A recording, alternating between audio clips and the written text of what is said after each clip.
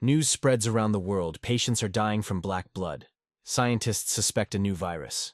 In Dubai, a man falls dead, a black puddle spreading around him. A blackened hand reaches towards the sky, a thick black liquid flowing down it. The conclusion is that biological terrorism is possible. Those infected with dead blood are doomed, and there is no cure. The verdict is 100% mortality. The sky is gray and there is smoke over the city. A column of tired soldiers with backpacks walks like the last hope of humanity. Lights are flaring on the dark side of the planet. Infection is 98%. Functions are suspended. The world is plunging into chaos, and it seems like this is the end. The radio screen reports that the disease originates from Atlanta. A blizzard howls over the mountains. The wind carries snowflakes across the desert. A dark cave gapes among the icy walls, an entrance to the unknown. The icebreaker cuts through the ice floes, leaving a trail in the blue hole. The snowstorm rages, swirling snow flurries in a white shroud. The snowmobile crashes into the snow, sending shards of ice flying. A young explorer races on a snowmobile, looking ahead through a storm. The newsletter turns out to be noise, and suddenly a penguin appears. The explorer smiles and addresses the penguin, who follows him closely. A snowmobile speeds through the desert, and a penguin jumps to the side. On the plain rises a penguin base, thinking, humph, that means more food for us. The penguin looks up with an offended look and sounds discontent. Remembering the events, the penguin thinks that if it weren't for the Germans, I would have died in the blizzard. In the penguin's eyes, alarm is emanating from the snowmobile. The battery is to blame. Everything is plunged into darkness, pierced only by a sharp sound. Light comes through the crack in the door and the hero whispers, "It's damn cold here."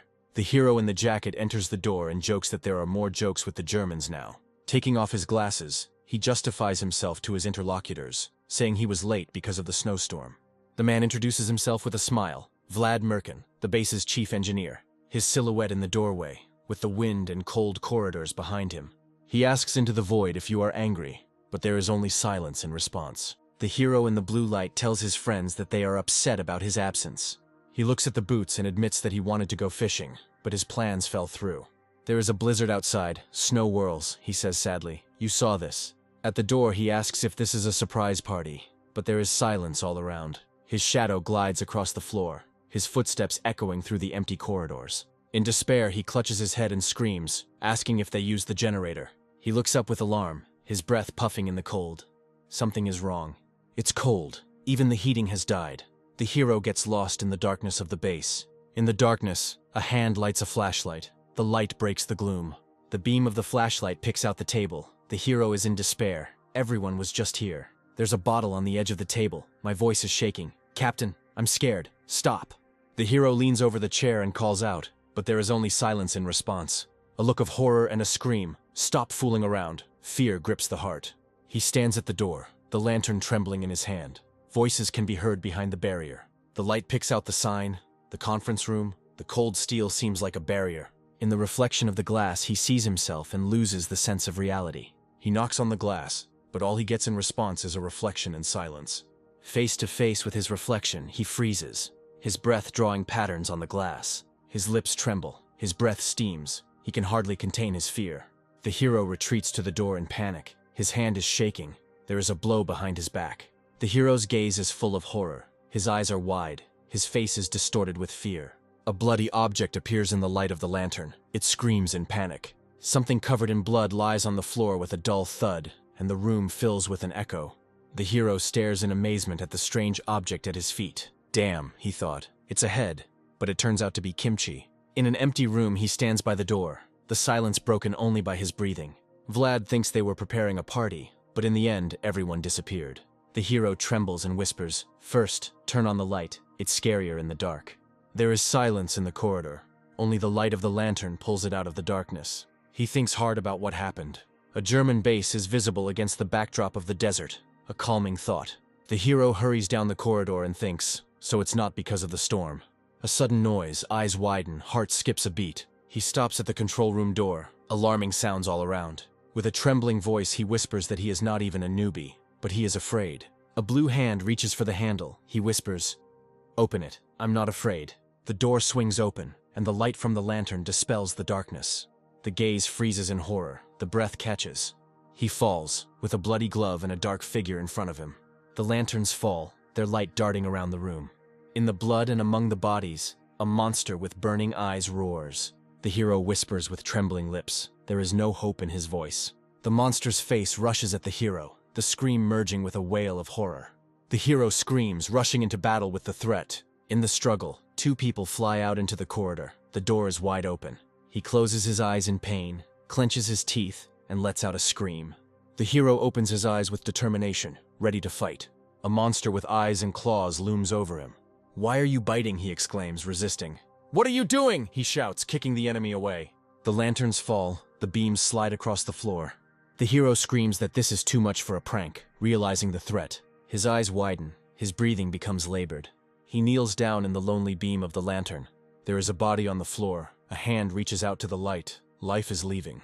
In the light of the lantern, the hero sees the dead captain and whispers his name. Steam escapes from his mouth. He looks around. Fear grips his heart. A figure with red eyes appears from the darkness, and the breath catches. He runs with a cry of horror, and a monster rushes towards him. The hero fights back. The fight is in panic and screams.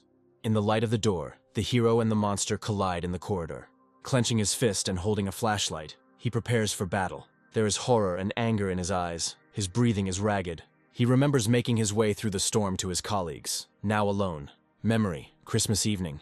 The clinking of glasses and laughter. Wearing a Santa hat, he asks in surprise, "Have you heard that they are meteorologists?" The girl smiles and says that they are the same age, but she is younger. At the table, the heroes shake hands. He remembers her again. The girl smiles and says she hopes to get along. A figure with burning eyes and a bloody mouth appears in front of the hero. He tries to joke about Halloween, but fear grips him. The hero, clenching his fists and holding a flashlight, backs away from the zombie. In front of him stands a bloody woman with a stake in her chest. The monster roars, and the hero retreats in panic. The hero breathes heavily, looking at the approaching monster. He backs down the corridor, and the zombie follows him. The hero asks Maria to stop in a breaking voice. He begs to talk, but there is only silence in response. The zombie rushes at him, and he realizes that there is no escape. The monster clashes with the hero in a fight with a scream. The hero shouts, "Don't be like that, Maria," clutching his weapon. He calls her, hoping to reach out to humanity. The hero rises into the air, preparing to strike. Vlad grips his weapon, preparing for battle. The tip of the stick plunges into the zombie girl's chest. They fall together, locked in struggle. Vlad thrusts the stick in with a scream, meeting her gaze. With tears, he begs Maria to come to her senses. A zombie girl with glowing eyes screams. The hero asks with a trembling voice to stop, but sees blood. The zombie explodes with a scream of rage and hatred. Vlad breathes heavily and retreats in panic. The zombie rushes at him, their screams merging. A girl with glowing eyes soars into the air. The hero calls her. The zombie rushes forward in fury, impaled on a bloody stake. The hero retreats with a spear, and the zombie rushes at him. He calls for Maria, but she disappears into the shadows of the corridor. Her scarlet eyes sparkle in the darkness, anxiety growing. The hero says, "I'm really sorry," clutching his weapon. He repeats the truth, realizing the hopelessness. His face is distorted with horror. He understands that there is no salvation. A zombie is reflected in his pupil, and the word pity sounds. The spear plunges into the body, filling everything with the sounds of struggle. The zombie girl rushes at the hero with a scream, and the fight reaches its climax. The blade cut through the air. The moment of impact arrived. The hero pierces the zombie with a spear. Blood flies in the air. The tip of the spear pierces the body. A sharp sound is heard. There is determination in the hero's eyes. He is ready for the final throw. With a cry, he rushes forward with a spear. The zombie girl flies towards the blow, her chest pierced by the shaft. The hero pierces the zombie with a spear. Black blood scatters across the walls. The zombie's face is distorted with pain. Everything around freezes. The zombie raises its head with a scream, a spear sticking out of its chest. The hero breathes heavily and retreats, and the zombie slowly sinks against the wall.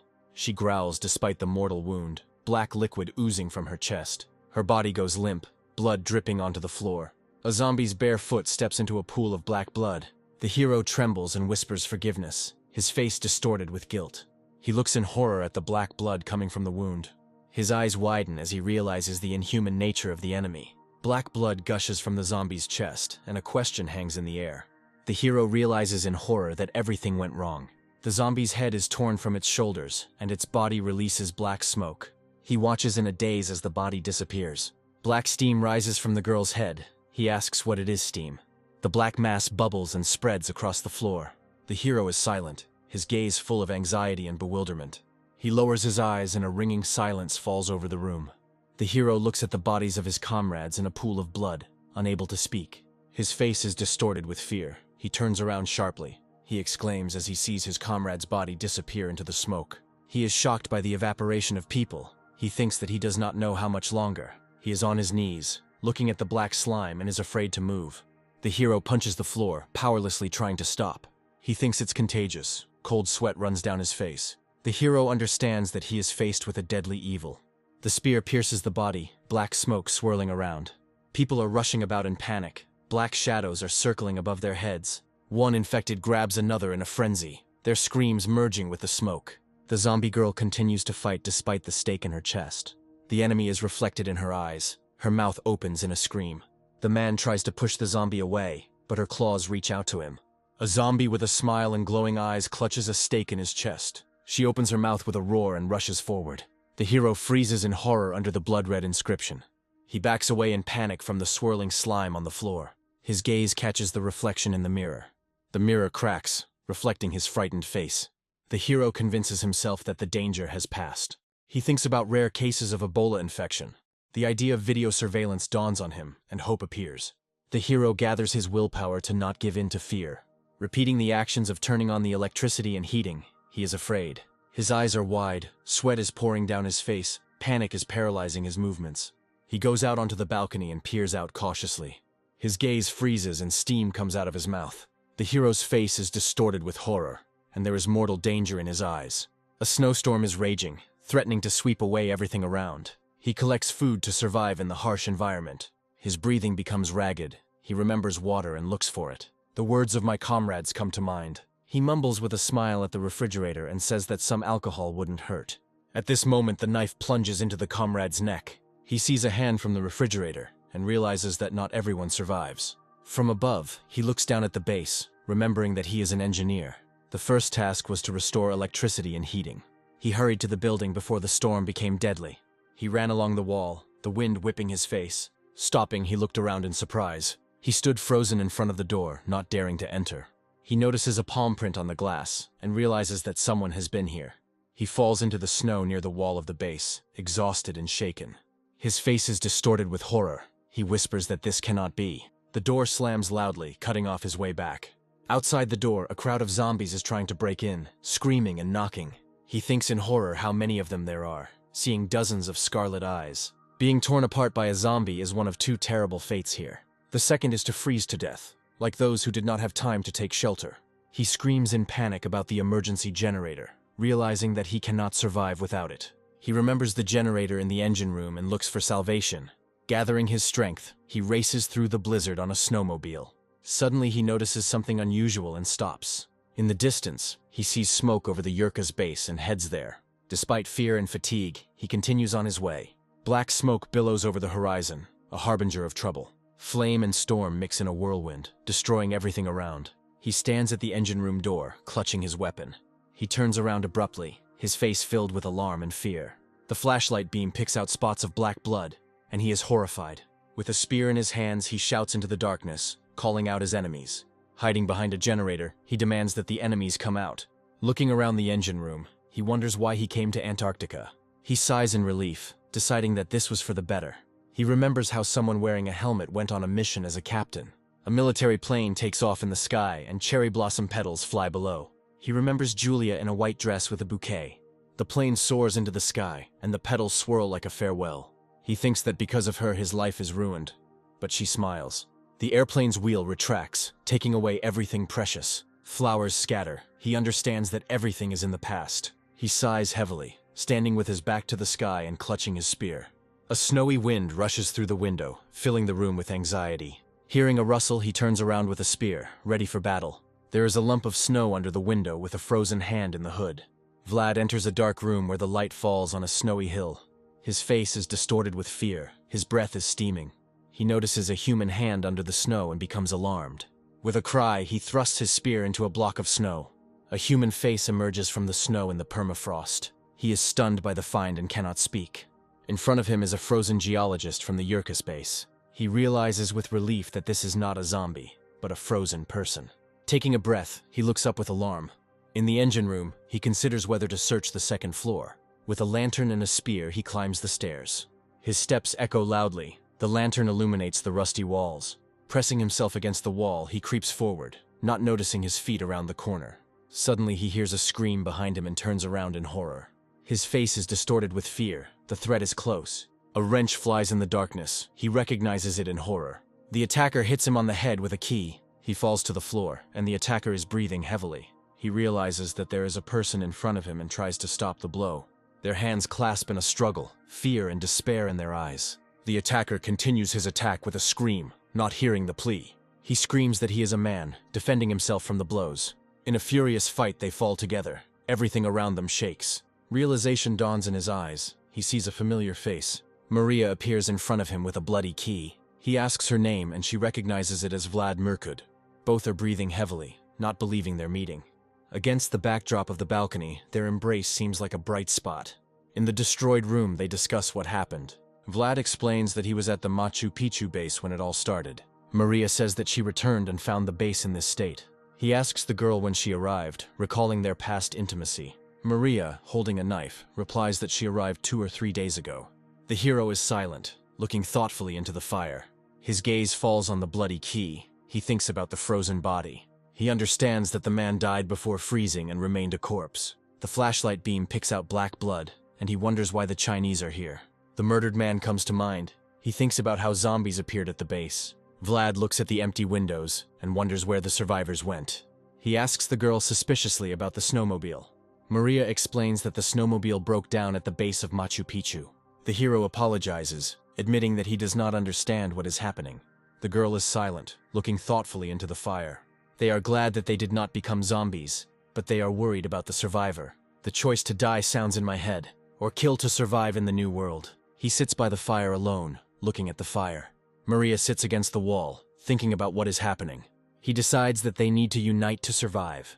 Standing up, he calls Maria to go with him. She asks where. The girl realizes that he is right and agrees to seek shelter. The hero offers to exchange weapons, and she is surprised. He says he's strong enough to fight with a wrench. He adds with a smile that he wants to believe her. The girl responds with hope that they will survive together. They extend their hands, forming a union against the backdrop of the sunset. A sudden sound startles them both. 2 people walk into a dark corridor with weapons in their hands. They notice something ahead and break out in a sweat. The girl looks into her partner's eyes, as if trying to say something. The guy realizes what is happening with horror. A bright opening with danger and hope opens before them. Footprints in the snow stretch from the illuminated door. The tracks lead into the unknown, and the air is full of anxiety. Maria looks at the guy who is studying the floor. The guy puts his finger to his lips, calling for silence. Vlad lifts the bloody key with determination. He carefully climbs the stairs with a knife. His steps echo loudly on the metal steps. A look of fear flashes across his face at the sight of danger. The young man looks forward with anxiety and anger. The girl clutches the spear and looks determined. They walk along the ravine to the exit, where a snowy light is visible. Footprints in the snow lead away from the door, creating anxiety. Vlad steps out into the snowstorm, gritting his teeth. He notices a snowmobile and thinks it's good. A whirlwind of snow is reflected in his eyes. Silhouettes of people appear through the snowstorm. The guy runs out of the door into the cold. Maria turns around at the noise with alarm. They jump out, overcoming snowdrifts. They freeze at the door, watching the figures in the yard. Maria rushes forward with a scream, breaking through the ice and snow. A zombie with red eyes appears in the storm. A zombie walks towards a building and is watched from behind the door. 2 people are peeking out from behind the door with weapons in their hands. Zombies with glowing eyes are approaching the building. The boy and girl are sitting on the floor, breathing heavily. In the darkness, their hands find each other. The guy leans back against the wall, and the girl looks at him. They are sitting against the wall, holding hands. The girl looks at his joke with irritation, but her hands are clasped. The guy hands her some duct tape and a rod. Vlad shows the duct tape, explaining the plan.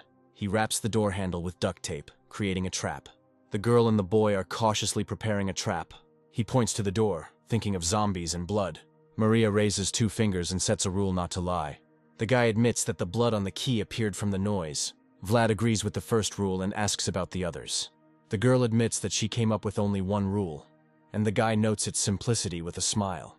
The light from the flashlight picks out shoe prints and bloodstains, and they examine the tracks. A boy and a girl stand next to a gun, their faces full of worry. A young man with a key and a girl with a spear agree to watch the traffic. Vlad, bending over to the floor, thinks about black blood. The hero says that we need to move on. They walk carefully up the stairs along the structures. A guy approaches a massive generator with a key in his hand. A girl and a boy find an emergency generator and feel relieved.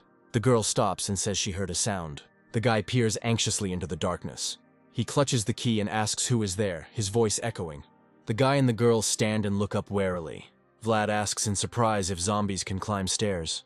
A zombie with burning eyes falls from above, screaming. The boy looks up at the zombie's clawed hand in horror. A zombie falls from above and knocks the guy down. The girl rushes to help with a scream and a spear. The guy under the zombie shouts for Maria to hit. He begs her to stab the zombie and not stand there. The zombie rushes at the guy with a grin.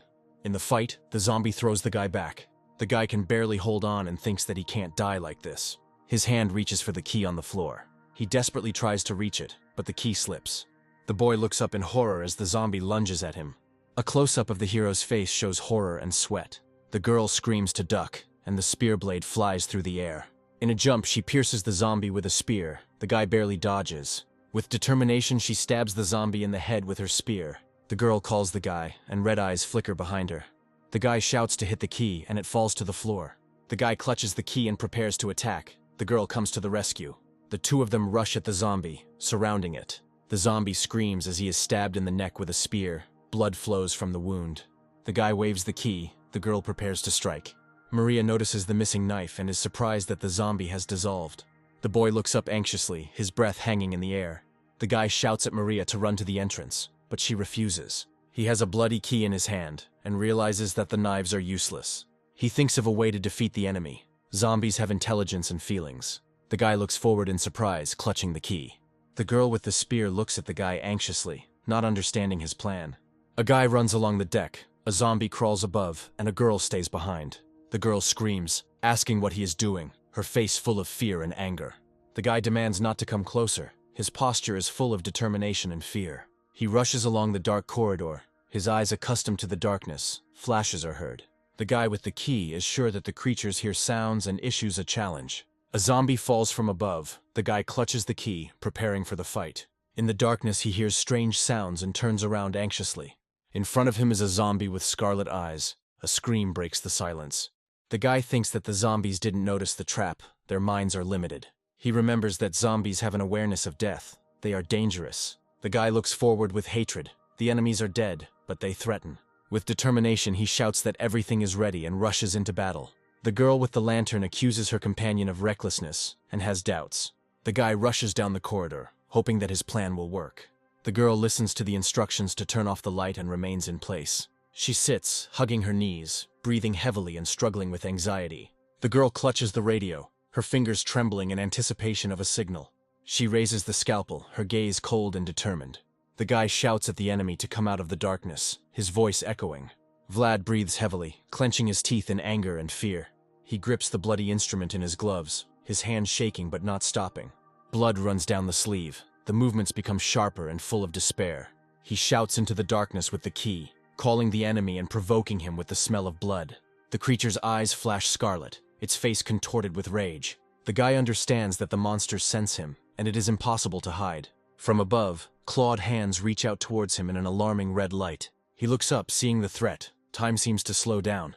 The boy looks up in horror and clutches the key in a last-ditch effort. The creature falls down with unnatural speed. He barely manages to pick up the key. The huge mouth opens in a scream. The monster's eyes glow with madness. The guy clenches his teeth, his gaze full of determination and anger. The creature flies towards him, its claws almost touching the target. The fight is mortal. The zombie rushes forward, but is stopped by the trap's strings. The creature tenses its muscles. Its teeth are clenched. Its eyes are full of madness. The zombie breaks free from the trap and falls. The boy and girl dodge. The guy ducks as the zombie's body crashes nearby, his quick reaction saving him. He calls the girl and asks her to shine a light, while he himself watches the enemy. The girl points the beam of the flashlight and clutches the spear, her gaze determined. The guy hits the zombie in the chest with a key. Blood and smoke come out of the wound. He raises the key for the final blow, his face contorted with determination and weariness. His gaze is full of horror and relief. The victory came at too high a price. A blow to the head extinguishes the creature's eyes, leaving only darkness around. The guy finishes off the zombie on the floor, the blows echoing throughout the warehouse. The monster's body melts into black liquid, its eyes fading into darkness. The hero breathes heavily among the remains of the enemy, clutching a bloody key. From above, you can see a guy among the dark spots. He is alive and holding a weapon. Black liquid drips onto the floor. He looks up, expecting a threat. Hearing a suspicious sound, he turns around sharply, anxiety gripping him. A girl with a lantern and a scalpel rushes towards him, her eyes full of determination. The guy looks at her with hope. The meeting becomes salvation. The scalpel sparkles in the air, ready to either save or destroy. The boy rushes forward with a scream and the key, fear and rage merging. In a room with bunk beds, one student is reading, another is working at a desk. The guy with the keys around his neck confirms that he knows the girl in question. The person at the table next to her says he heard about her training on an elite course. The guy wonders why she is here if she could open a clinic. A neighbor says that the girl was a member of Doctors Without Borders. The guy asks how he learned all this, his face expressing surprise. The neighbor replies that he learned everything from her neighbor Maria, and the atmosphere becomes trusting. The neighbor is happy to report that Maria doesn't have a boyfriend, his face lit up with hope and embarrassment. Against a red background, a scalpel rushes through the darkness, leaving traces of blood. The boy defends himself from the enemy in horror, his face distorted with fear and determination. The scarlet-eyed zombie is contorted in a scream. Dirt is spitting from its mouth, and black spots are crawling across its skin. Vlad clutches his head, protecting himself from the zombie that looms over him with smoke and a roar. A girl with a spear saves the hero by piercing a zombie, black smoke billowing around. The boy and girl are breathing heavily, sitting on the floor, their faces full of surprise and relief. The girl hugs the guy with a scream, accusing him of recklessness. He squeezes the key. The guy explains that his actions helped to catch the enemy, and pride appears in his eyes. The girl screams that he couldn't cope without her, and the guy replies that she's always there. The guy hands over the key, assuring him that everything is fine. The girl looks at him with concern. The girl asks about the blood, and the guy explains that he cut his hand as a provocation. They argue about a medical license. The girl insists on an examination. The guy jokes. The blade plunges into the enemy's remains, black smoke and blood swirling around. The guy notices that people adapt quickly, like the innkeeper from the novel about Jean Valjean. He searches a corpse for the first time for the sake of survival, his gaze full of doubt. The guy looks at the remains of the enemy and is amazed at his strength, comparing him to a gorilla. Vlad notices that the two are not like Maria and tries to understand the differences. The guy ponders the reasons for the differences, suspecting a hidden threat. The girl asks about the reason and condition. The guy replies that there is nothing to worry about. The guy thanks her for her presence, otherwise he would be dead. The girl holds a lantern. They run down the corridor. The girl says that this is important to her too. The guy offers to revive the generator. Two people are walking along the generator, a girl with a spear and a lantern, a guy in front with a key. The guy's dirty hand reaches for the control panel, the lights reflecting on the screen. The guy presses the button on the panel with a smile, hoping that the technology won't let him down. He freezes and asks what is happening, his face expressing confusion. A guy with a tense face looks at the panel. There is silence in the air. The floor gives way under his feet. He falls down and disappears into the darkness. The guy screams angrily, and the girl asks anxiously what happened. The guy looks into the empty box in horror and realizes that the battery has been stolen. The thought is heard in the corridor that the escapees took food and a battery. The question remains how they crossed the sea. The question of what those remaining will be ordered to do is spread among the ice buildings, and the wind carries it across the desert. Two people sit by the fire holding hands, their shadows dancing on the walls. The guy winces in pain as the girl treats his wound. The girl reminds him that he is a senior lieutenant in the Air Force and assures him that it is just alcohol. The guy looks at the fire and notes that 4.5 hours have passed since his return. They are sitting by the fire barrel. There is not enough firewood. It is getting colder. The girl admits that it is difficult without electricity, her face illuminated by the glow of the fire. The guy looks at her hand and asks if she's heard about evaporating blood. The guy shows how blood evaporates and asks if it looks like dry ice. He tells how some zombies' corpses melt and evaporate, and the girl listens with concern. The guy agrees that everything looks like this, his eyes reflecting fatigue. The girl sits, hugging her knees and looking attentively at her interlocutor. She looks thoughtfully into the fire. Only the crackling of wood can be heard. The guy wraps himself in his jacket and shivers. The girl watches him.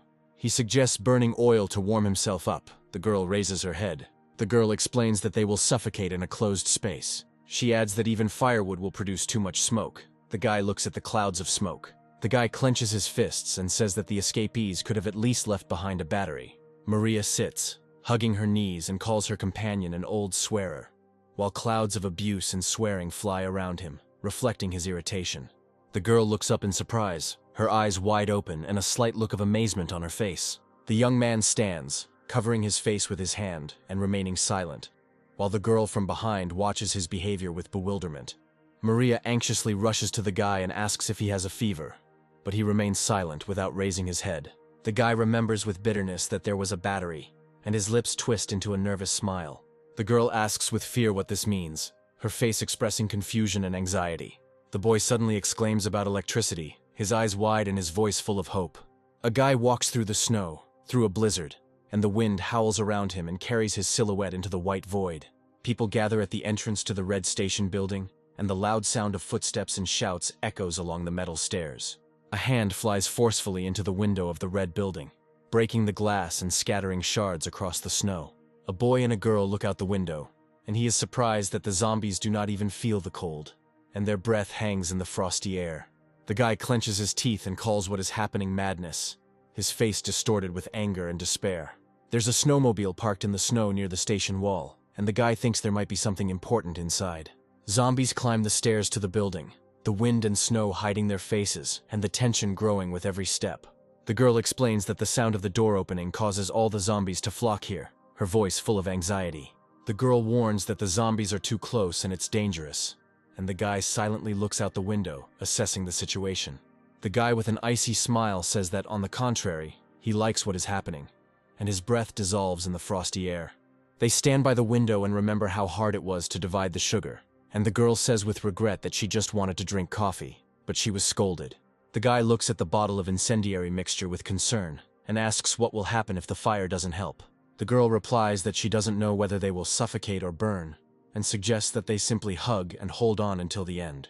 From the building's window they hear the noise of a crowd, and the girl ironically suggests that they simply freeze to death while the zombies break in.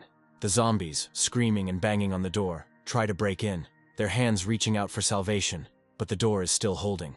In the crowd of zombies, someone turns around warily, hearing an unusual sound, and the tension in the corridor grows. A flaming bottle flies through the air, leaving a trail of fire behind it, ready to rain down flames on its enemies. The fiery mixture explodes, engulfing the zombies in flames, their screams blending with the roar of the flames. The flaming zombies with red eyes rush away in terror, while behind them the fire rages and fragments fly. Vlad and Maria look at each other with joy and relief, their faces lit up with smiles and hope for salvation. The boy and the girl look at each other silently, their faces full of tension and anxiety in the face of a new danger. The zombie's flaming hand hits the wall with force, fire engulfing his body, but he doesn't stop. The guy notices with alarm that everything is going according to plan, and his face becomes covered in beads of sweat from the tension. The burning zombies with scarlet eyes continue to advance despite the pain, and the guy realizes that they don't feel pain at all. Maria looks at the approaching zombies in horror, and the guy explains that they are dead, and that is why they do not stop. The girl asks if they have a plan B, and the guy looks tensely into the distance, thinking about the next step. Vlad, bottle in hand, asks to wait, his gaze full of determination and hope for salvation. A burning bottle flies out of the window, while below, zombies are engulfed in flames, and the snow around is illuminated by flashes of fire. The bottle shatters on the ground, and the zombies are engulfed in flames, their screams merging with the roar of the fire and wind. The guy says with relief that their sense of smell is overwhelmed by the smell of used oil, and he and the girl exhale for a moment. Burning zombies with distorted faces scream in the fire, their hearing blocked by melted skin, and they cannot hear anything around them. The guy looks out the window with determination and says that it's worth a try, and the girl watches him warily. Through the clouds of smoke and tongues of flame, the boy decides that it is now possible to go, and the fire lights his way to the snow. The guy hands the girl a bottle and tells her to stay there, and she asks with surprise and alarm what is happening. The girl indignantly reminds him that she saved him earlier, and the guy calmly asks how long it takes her to run 100 meters. The girl with a spear and a bottle in her hands looks at the guy with determination and slight irritation, preparing for any development of events. The guy puts his hand on her shoulder and asks that if he is in danger, she support him from above. He adds with a smile that it's better to kill, and his gaze is full of determination and slight irony. The guy carefully peers out from around the corner of the building, watching the flames and assessing the situation on the stairs. He clutches a wrench and thinks that if the zombies attack in a crowd, they will have to fight to the end. The man in the goggles looks down intently, his breath billowing in the frosty air, his face a look of both concern and determination. He peeks out from behind the door and asks if there was a snowmobile near the dorm, and the girl listens to him, preparing for action. Maria, clutching the spear, confirms that the snowmobile was indeed nearby, her voice sounding wary. Vlad smiles with fire in his eyes and speaks well. His determination becomes even stronger. He hurries down the snowy stairs and asks the girl not to open the door until he shouts, and she replies that he should be careful. A boy jumps from a ladder into the snow, shouting a call to action, his figure blurred in the blizzard's swirl. He lands in a snowdrift with surprise and tension, a cloud of snow rising around him. The boy looks in horror at the burning zombies still moving through the fire, and his heart sinks in fear. From above, you can see him running through the snow, leaving traces behind him, while flames and wind accompany his path. A boy clutching a key looks around in a snowstorm, his face expressing alarm and readiness for new danger. Vlad makes his way through the snowstorm, leaving deep footprints behind him, while the wind howls around him and obscures his silhouette. In the white darkness, the boy notices something in the snow and exclaims in surprise, his gaze directed towards the barely visible object. He climbs the slope, leaving a trail of footprints behind him, and snow falls from his boots onto the icy surface. Through the snowstorm, a black silhouette is barely visible on the horizon, and everything around is plunged into icy silence. A girl with a spear in her hand watches what is happening from the window, her face lit up with anxiety and hope. She presses her lips together and looks into the distance, her eyes reflecting concern for her friend who had gone into the storm. The girl sits alone in a dark room, leaning against the wall with a spear, and dull blows and the howling of the wind can be heard outside the window. A woman's body lies in the snow, and the girl, with pain in her voice, recognizes in her a Chinese geologist she knew. There is another corpse lying nearby, and the girl realizes that it was a Chinese soldier, wondering why they were here. She recalls that many biology and geology researchers were sent this year, and now their fate worries her. The girl remembers that the same thing happened on the Peruvian side, and images of people from different countries and their flags flash through her thoughts, and anxiety is reflected in her eyes. She sits by the window with a spear and screams in despair that she doesn't understand anything, begging her companion to return as soon as possible, while a cold light fills the room. The girl looks up in surprise and alarm when she hears the unexpected sound, her eyes wide with excitement.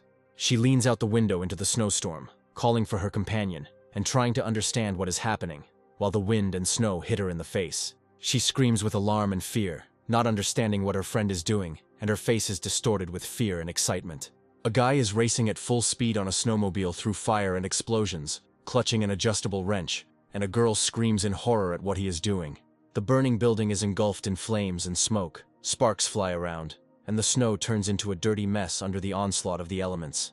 Inside a burning building, a scarlet-eyed zombie falls in flames, while a guy on a snowmobile breaks through the flames and smoke. A guy on a snowmobile soars up a slope, leaving a trail of fire and smoke behind him, while zombies burn and debris flies below. He shouts with a mad smile that he will show why infantry cannot defeat cavalry, his eyes sparkling through his protective glasses. The girl in the window screams in alarm about what he is doing, and the guy rushes through the snow, not paying attention to her cries. A zombie glows in the reflection of the glasses, and the guy says he will clear the way and asks the girl to get ready for firewood.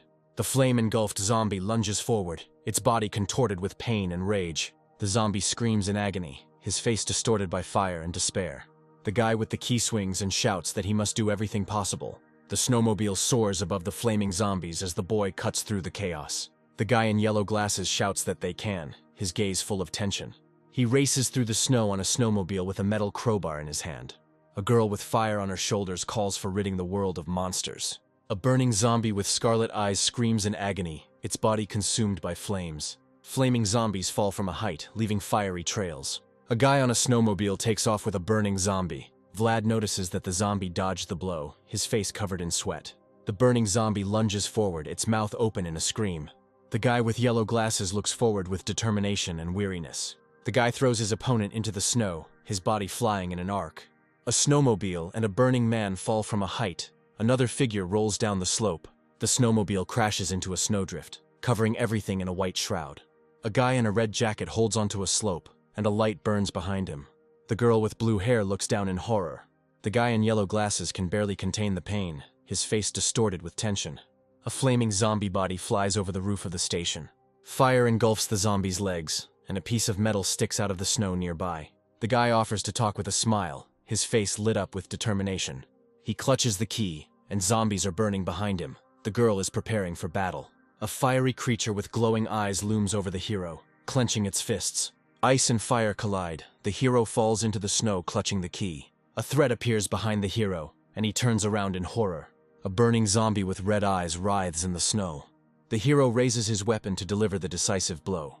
The hero dodges the attacks. One zombie falls, another rushes forward. Two zombies with glowing eyes are chasing the hero. Enemies rush to attack. Zombies and a woman with fiery hair rush forward. The enemy is defeated and falls into the snow. The hero stands with the key in his hand. The hero's gaze is full of determination and fear. He is ready for the last battle. The hero fights two burning zombies, their bodies flying apart from the blows. The hero screams in despair, "Just die already." In the snowstorm, the hero sees a new threat with glowing eyes. The burning hand of the enemy reaches out to the hero's life. The guy picks up the key and looks up in horror. Everyone falls, losing their weapons. The hero and the zombies fall into the snow. Vlad loses the key and the zombie attacks him.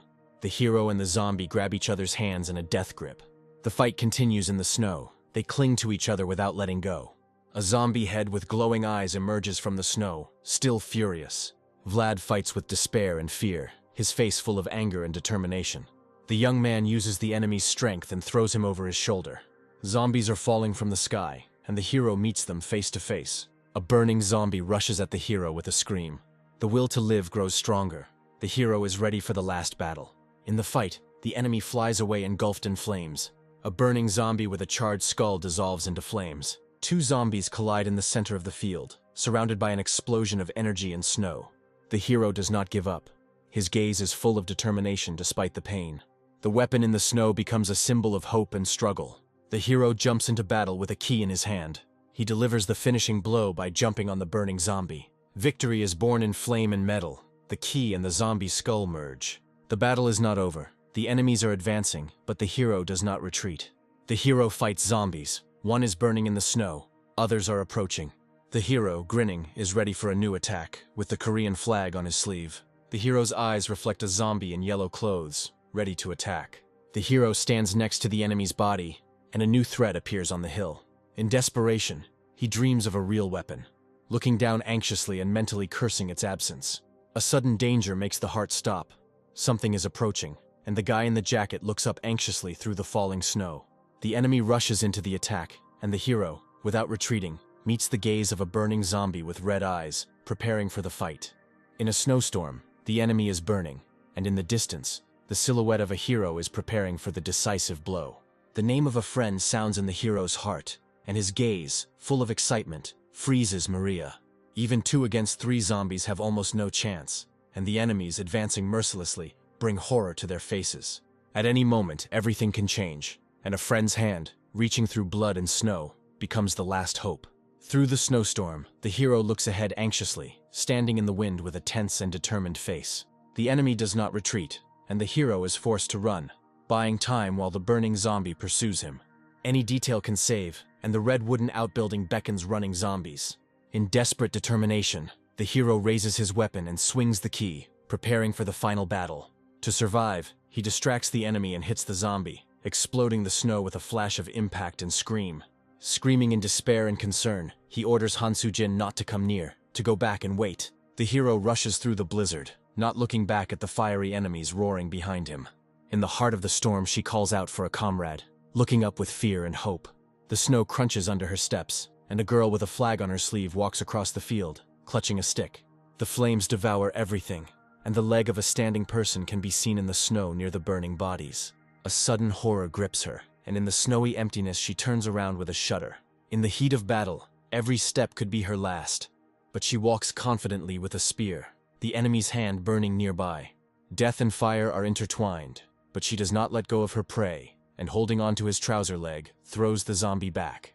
The flames leave only charred bones, and in their center the skull of a zombie darkens. The whirlwind of battle does not frighten her, and she turns sharply with her spear, ready for another blow. When the enemy is defeated, all that remains is silence and snow with footprints and a thrown spear at her feet. In the midst of a snowstorm, she says goodbye to her enemy and whispers, hoping for his peace. Attention to detail saves lives, and noticing tracks in the snow, she points the way. Her heart sinks. She understands that Vlad is in danger, and decides to help, despite the risk. Through the storm, she moves forward, driven by duty and fear for her friend. In desperation, she calls out to Vlad, but her voice is lost in the snowy void. In the icy silence, she freezes, listening to the alarming sound and looking up. Fire and death block her path, but she remains in her position, watching the burning zombies from the wall.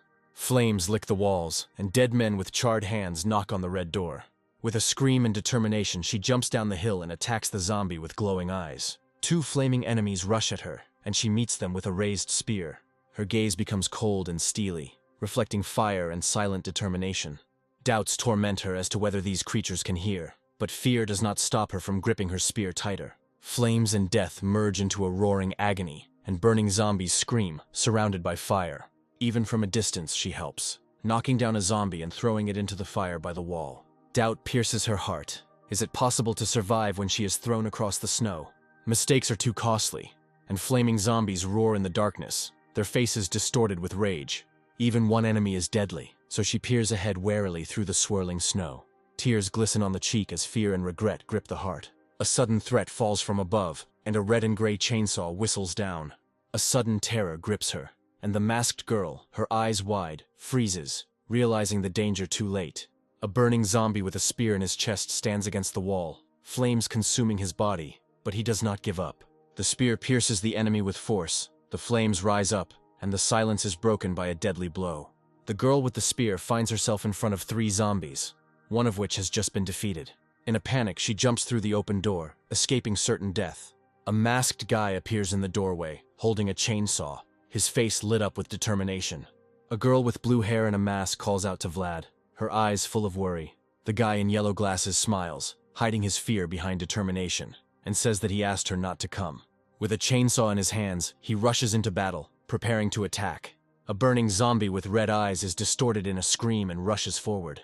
The chainsaw slams into the enemy's head with force, flashes and lines of movement tearing through the darkness. A guy in a red jacket with a chainsaw cuts through a crowd of burning zombies. There is determination and fury in his eyes as he swings the chainsaw, his face contorted with anger. Blood and steel merge in a rush of destruction. A chainsaw cuts through the snow. A burning zombie looks in horror at the approaching chainsaw, blood flying everywhere.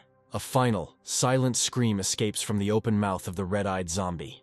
The enemy's gaze is full of madness and pain. The close-up of the red eye is blurred by blood and wounds. A burning zombie with charred legs runs through the snow, leaving behind a trail of horror. The hero angrily thinks that the enemy might be a former athlete. The zombie knocks him down, they fall into the snow, and the chainsaw flies to the side. Maria, holding a spear, looks in shock at the chainsaw lying in the snow. A guy in a red jacket is lying on his back, and a zombie with glowing eyes is looming over him. A thick black liquid flows from the enemy's mouth instead of blood. The guy in yellow glasses looks up in surprise, realizing that the enemy is not attacking. Lying under the zombie, he is horrified to realize the strangeness of its behavior. In deathly silence, he looks into the empty eyes of the enemy burning in fire. The hero realizes that something different is happening and looks up anxiously. The enemy is trying to infect, not kill, and a blue hand reaches for the hero's face. A burning zombie with red eyes screams in agony, losing the last of its humanity. In the heat of battle, a knife flies through the air, leaving traces of snow and wind. A blue-haired girl thrusts a spear into a burning enemy. Her gaze is full of determination and pain, and her hand tightly grips the shaft of the spear. The girl and the boy fall along with the enemy, and the fight turns into chaos. Black liquid splashes onto the boy's glasses, leaving marks on his face. The burning zombie with red eyes retreats, but the battle is not over yet. A girl in a red jacket with a spear stands among enemies, ready for a new attack. Maria anxiously looks for her friend and asks if everything is okay with him. A guy in yellow glasses lies in the snow, his face smeared with black liquid. From above, 2 survivors can be seen standing among the bodies of fallen zombies. The guy takes off his glasses and says with a smile that everything is fine. Their main law is mutual assistance. The girl helps the guy get up, and he thanks her for saving him. They need to hurry to avoid dying in the night. The 2 walk through the snow, discussing plans and carrying firewood with a battery. The heroes load firewood onto a snowmobile near a red wall, acting according to priorities and not giving in to fear. The station's light flashes through the blizzard inside. Someone is still fighting for life. Even with electricity, there is not enough heat. 2 people carry firewood up the stairs to keep warm. Every step is a struggle for survival. A wounded guy carries firewood along shabby walls. The long-awaited signal pierces the silence. The guy with the firewood freezes, listening to the noise of the rescuers. With the return of power, the old radio comes to life, calling them to hope. The guy shouts into the radio with hope and despair. trying to reach the world. Through the interference, the voices of rescuers can be heard, searching for their coordinates. Joy and excitement overwhelm them when the call is heard, and a chance for salvation appears. In his haste, he forgets to mention the zombies, but is happy with the connection he has made. The hero didn't know that this signal would bring new dangers, clutching the radio in the semi-darkness. The cold and distant response from the rescuers makes their hearts clench with anxiety. In a snowy desert, a soldier in white camouflage prepares for an operation in the middle of a blizzard. The soldiers accept the challenge, but their faces are hidden by masks and glasses. The snow is stained with blood. One soldier stands by the body, and an alarm calls for the commander. A threatening voice is heard on the air, and it becomes clear that it is not a person. Rescuers continue their journey through the blizzard, unaware of what is to come. The commander, among the animal corpses, announces the beginning of a merciless hunt. The rescue leader, with a crazy smile, prepares for a cruel game. The hero desperately hits the radio, realizing that the rescuers are behaving strangely. He explains in confusion that they only asked if he was alive, not if he was okay. There is anxiety and fear in her eyes, because the hope of salvation is fading. The hero realizes that the rescuers know about the outbreak, but do not help, and rage distorts his face. The radio set to the emergency frequency turns out to be a false hope. At one time, the survivors also called for help, but their cries went unanswered. Horror grips everyone when it becomes clear that there will be no salvation. People decide to make a desperate escape through the icy water, swimming away from the station. After the conversation, the hero feels lost and empty. They understand that the bodies of the dead do not disappear by accident, and the girl speaks anxiously about the corpses. Even death does not give peace. Bodies evaporate, leaving ashes. The guy is surprised by the girl's words that even the bones disappear, and she silently looks into the mug. The first zombie she killed comes back to life in her memory, and the fear doesn't let go. She watched the body tensely, afraid that it would rise again. Vlad says that the zombie disappeared in a day, and the girl is surprised. A ghostly figure of a woman with a board in her chest appears before the young man, and he remembers the incident with Maria. Maria looks down, remembering the happy moments with her friend. A bald man watches as black smoke rises from the surface. In a snowstorm, a burning building lights up the night, and someone thinks about quick evaporation. Two heroes sit by the fire and discuss that all this is just guesswork. Sausages are roasting over the fire, sparks create coziness. The girl asks about the rescuers, and the guy has doubts because the previous survivors have also disappeared. Vlad anxiously asks himself the same question, not understanding what happened to them. A girl and a boy discuss the possibility of leaving for the Frey base if the rescue team does not arrive. Maria is surprised by the location of Frey's base in Chile while looking at the map. Vlad explains that the Frey base belongs to the Air Force, and there could be an airplane there against the backdrop of snow and an airplane. The guy reminds her that he is a former Air Force pilot, and the girl is surprised. Maria doubts his words with a smile but listens to him. There are 2 mugs and bread on the table, and the inscription announces a minute of rest per half-day. The girl yawns and the guy stands next to her and the tiredness feels natural. Vlad studies the map on the floor while the girl sleeps on the bed and the stove is burning in the room. The girl looks at the map with the mark "We are here" and asks about the location. The guy explains that it's hard to get there without an icebreaker, and Livingston Island is a good option given the map and icebreaker. The map of Livingston Island shows tourists and penguins, and the girl clarifies that this is a tourist spot. Maria is surprised by the absence of a boat and the guy hands her food.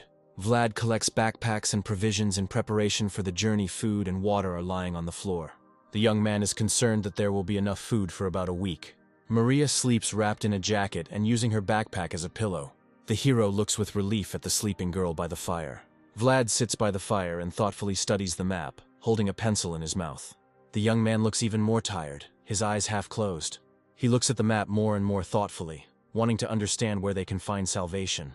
Memories of the past haunt him, and he cannot concentrate on the present. Shaking his head a couple of times, Vlad tries to somehow bring himself to his senses, but he can't do it. His eyes are already half closed. After some time, the guy finally closes his eyes out of fatigue. Against the backdrop of blurred lines and a map, a moment of tension or surprise arises. Feet are visible on the floor and the atmosphere becomes tense. A blurry black figure appears in the doorway, creating a sense of danger. A close-up of a guy's face as a gloved hand reaches out to him. Vlad looks at the hand that touches his face. Sunlight appears in the background. A girl in a white t-shirt and jeans looks down in surprise, holding a red cup against a background of green trees. She hands the glass to the guy sitting on a park bench, and they smile at each other. In the memory, the girl laughs at the guy, and in the picture, their legs are visible under the bench. She is holding an ice cream in her hands and looking at the guy who is eating ice cream and looks embarrassed. Vlad confidently holds the ice cream and looks away, promising to protect the girl. A girl with ice cream in her hand looks at a guy with hope, thinking about the future. A guy and a girl are sitting on a bench in a park surrounded by green trees and passers-by. Vlad playfully hits the girl on the head and she winces. She smiles happily, holding her head after the playful blow. The guy is smiling and the girl is hugging him around the neck. Both of them look happy. The thought that this is all a lie comes into his head, so Vlad looks forward in shock. On a black background with a red frame, a phrase about escape appears, and the girl sits on the floor with her face covered by her hand, and he looks down at her. The girl's face is distorted with anger. Her eyes glow red. Bloody tears flow down her cheeks, and her mouth is open in a scream. A monster with red eyes attacks the guy and grabs him by the neck, and he tries to fight back in horror. Vlad is clutching his neck in panic. His face is distorted with fear and he is screaming. The girl in the red jacket with a spear rushes forward, and the guy retreats back in fear. Maria, with a spear, leans worriedly over the guy who is holding his neck. A girl in a red jacket reaches out to a guy. Top view. The image is slightly blurry. Vlad looks at the girl in shock, and she holds his shoulder with concern. The guy apologizes to the girl with his head down, and she looks at him. Maria smiles. There is a red cross sign on her jacket. She looks calm. On the table there are 2 mugs with chopsticks, trash and bread, creating an atmosphere of everyday life and comfort. A guy in a red jacket with a flag patch holds a chainsaw and prepares to search, his face expressing determination. A girl with a spear and a guy with a chainsaw are standing by a fire, discussing that the captain brought a chainsaw to build an igloo. 2 figures in red jackets discuss how only they and the captain knew about the chainsaw, and how building an igloo seems like a mockery. The guy in the red jacket looks away with suspicion and wariness, his face close up. Maria, with a spear, looks at the guy with fear, and he gestures for her to be silent. Both are wary. A boy and a girl in red jackets look up at the ceiling where the light in their poses is on, expressing anxiety. The guy looks away with a frightened expression on his face, a drop of sweat running down his cheek. A guy runs down the corridor, followed by a girl with a spear. The movement is depicted blurry and dynamic. Someone's foot quickly climbs the stairs, creating a feeling of haste and anxiety. The guy runs down the corridor, and on the floor lies a body in green clothes. Everything is depicted dynamically and with blurred lines. A hand reaches for a lever on the wall to activate it, with dynamic lines depicted around it. A girl with a spear stands on the stairs, and a guy at the door below turns on a lever. The room is illuminated with blue light. The guy looks up worriedly, explaining that someone is definitely shooting, and Maria is watching from the top floor. Maria recalls that firearms cannot be imported into Antarctica according to the treaty. Vlad notes that the rescue team was not told a word about zombies. His face expresses concern. Maria goes into the room thinking that if it were a rescue team they would be signaling to the survivors, but only gunshots are heard. A girl with a frightened face calls out to a guy, her gaze directed to the side. There is a radio on the table, from which a message is heard asking if anyone can hear 01. Vlad, in a red jacket, listens to the radio, from which a message comes from the rescue team asking if they are alive. A boy and a girl are discussing the fact that it is strange that the rescue team does not reveal its call sign. Both look wary. The young man, his face frightened, exclaims sharply, his breath visible in the cold air. Against the backdrop of a snowstorm and strong wind, a snow-covered hangar and a small figure of a man at the entrance are visible. Vlad asks the girl what to do if a deadly infection appears, and she listens attentively, holding a spear. Maria explains that isolation is usually used and recalls that the next step after isolation is burning. Her face expresses alarm. Against the backdrop of raging fire and smoke, everything around is engulfed in flames, creating an atmosphere of disaster. A boy and a girl walk into a room with things scattered around and a walkie-talkie on the table. Vlad stands by the window and thinks that there is no chance of survival. Maria, with a spear in her hands, panicked and disagreed with him. The hero explains that tough measures are politically beneficial. A burning man lies in the snow, black smoke rising around him. The flames consume the remains, and a charred skull is visible among the snow. 2 armed men in black masks stand over the burning remains. 2 men in white winter suits and masks look ahead warily. 2 people in white jackets with backpacks approach a red building. A boy and a girl watch from the window as armed men notice a zombie corpse. Vlad is worried that the armed men did not indicate the presence of survivors. 2 men in white suits take up a fighting position in the snow. Inside, a guy tells a girl about problems. She listens with a spear in her hands. Maria understands that they are not dealing with a rescue team. The guy in the red jacket sighs heavily, his face tense. The heroine clutches a spear in yellow gloves and is afraid of the unknown. Vlad suggests hiding and thinking everything over, his face determined. A bright light and shards of glass burst into the room. The boy and the girl recoil from each other in panic. In a snowstorm, a machine gun spits out bullets and flashes. One of the people in a white jacket shoots at the windows of the red building. The second man in the white jacket pulls his partner back, demanding that he stop shooting. The shooter makes excuses, his gaze tired and wary. The radio transmits a message. The man in the white jacket listens attentively. Two armed men exchange glances, one holding a radio, the other a machine gun. A man in white gear uses the radio to check the condition of his interlocutor and receives confirmation that help is needed. The person on the radio asks with a smile where those asking for help are, his face hidden by a mask and glasses. The guy in the red jacket gives the coordinates, explaining that they are on the outskirts of the base in a 2-story building. A man in a white jacket checks on the radio whether this is really the outskirts of the base, standing near the wall of a red building.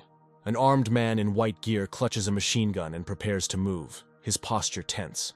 A hole appears in the wall of the building, into which a large blue eye peers intently. Inside the room, a guy wearing a flag patch watches a girl who jumps away from the window in fright. The guy thoughtfully notes that there is discord among the armed men. His breath is visible in the cold air. A boy and a girl are standing in a room, he with his hands behind his back, she with a spear, and he asks about what to do next. Vlad tosses up some duct tape with a sly smile, hinting at a plan inspired by the film.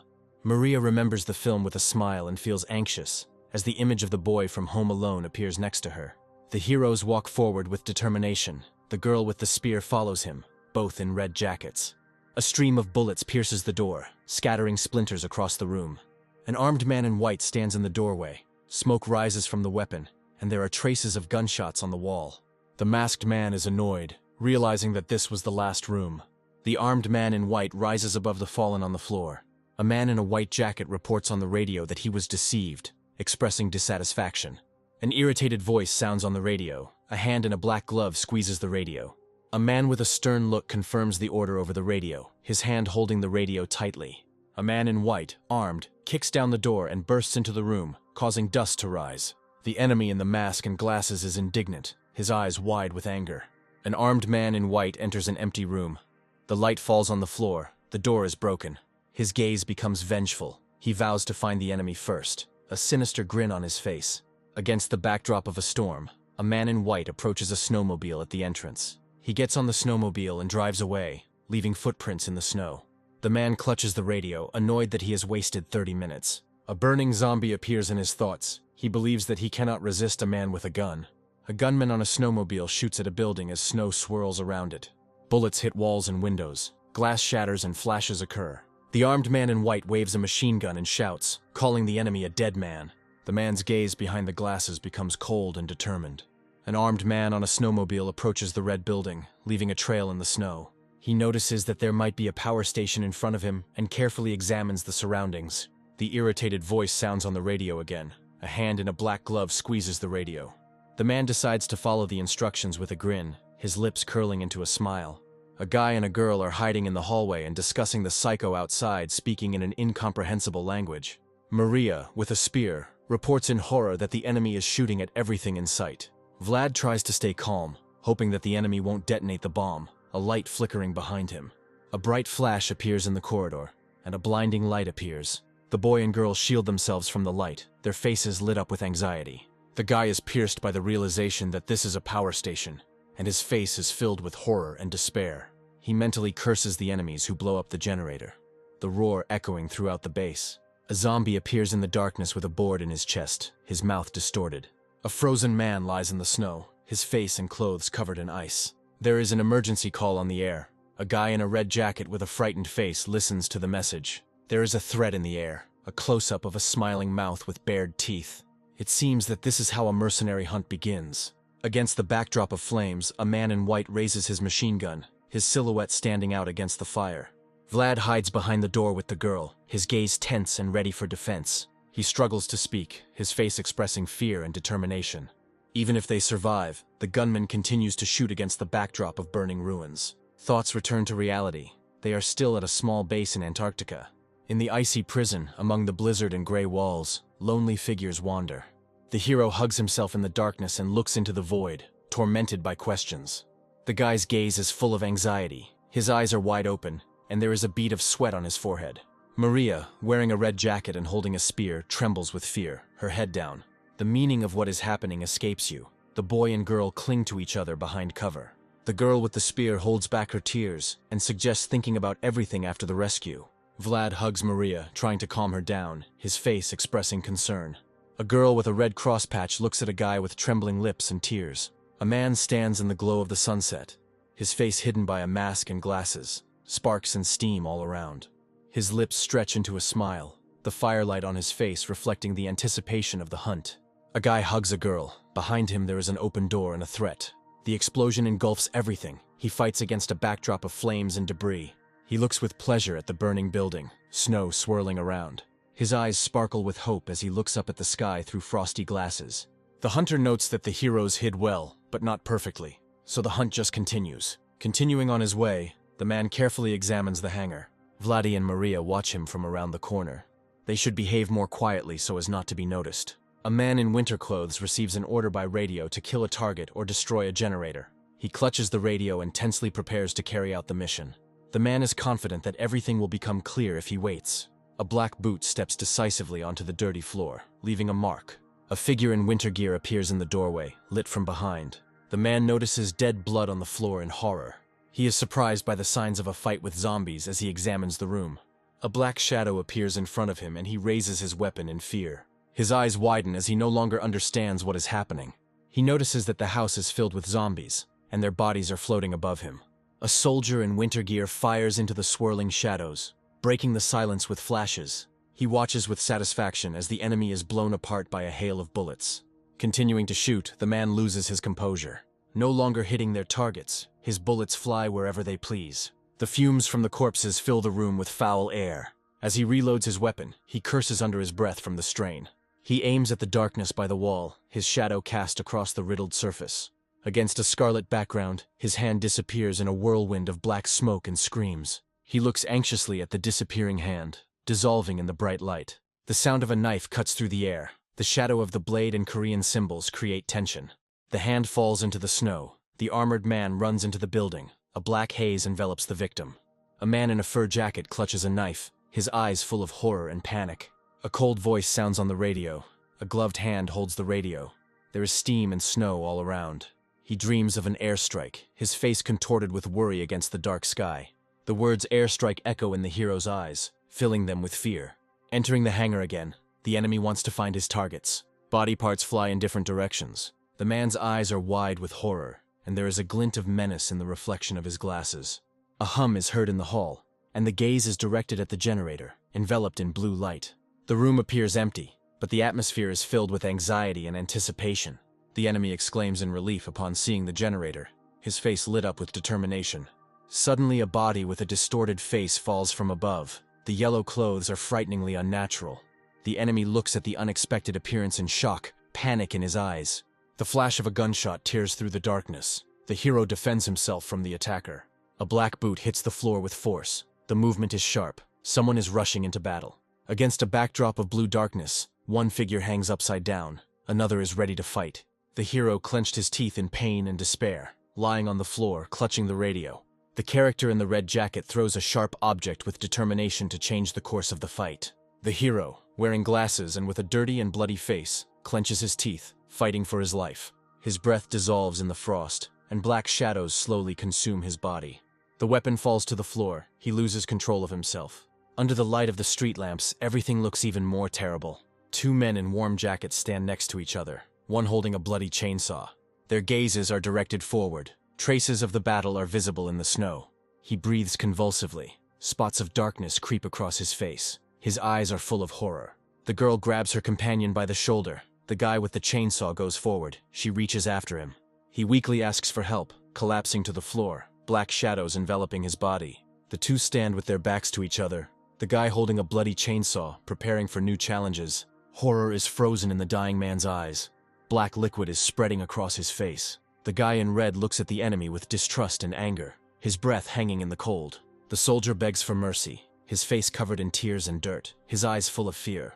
Vlad doesn't believe what he heard. There's a wary girl next to him. A question about identity is asked. A chainsaw looms menacingly. A red jacket stands out against the snow. A soldier in white presses his hand to his chest. where a bloodstain is spreading and the sign of the Reds is visible. The patch on the enemy's shoulder speaks for itself. The boy recognizes the Scarlet Scorpion with alarm, his face distorted with fear. Screams and panic scatter across the snow. The man in white falls to his knees, black liquid gushing from his chest. Vlad, with a chainsaw, shouts at a wounded enemy, demanding an answer, steam and blood all around. Maria screams in panic to her comrade, her eyes full of horror. He prepares for battle. Red eyes gleam from behind the enemy's glasses. His face is distorted with anger. His figure is frightening in the snow and darkness. The hero looks forward with fear and despair, breathing heavily, his face covered in sweat. The chainsaw starts up in his hands with a roar, and the moment becomes tense. Vlad, armed with a chainsaw, repels an enemy attack, sending black clouds of smoke flying around. The young man clenched his teeth, sweat was running down his cheek, and frosty steam was swirling around him. Maria looks up with determination, clenching her lips and fist in the frosty air. The boy turns away, his face half hidden in shadow, his breath disappearing in the cold. A chainsaw with a bloody blade is raised above an enemy whose eyes glow red.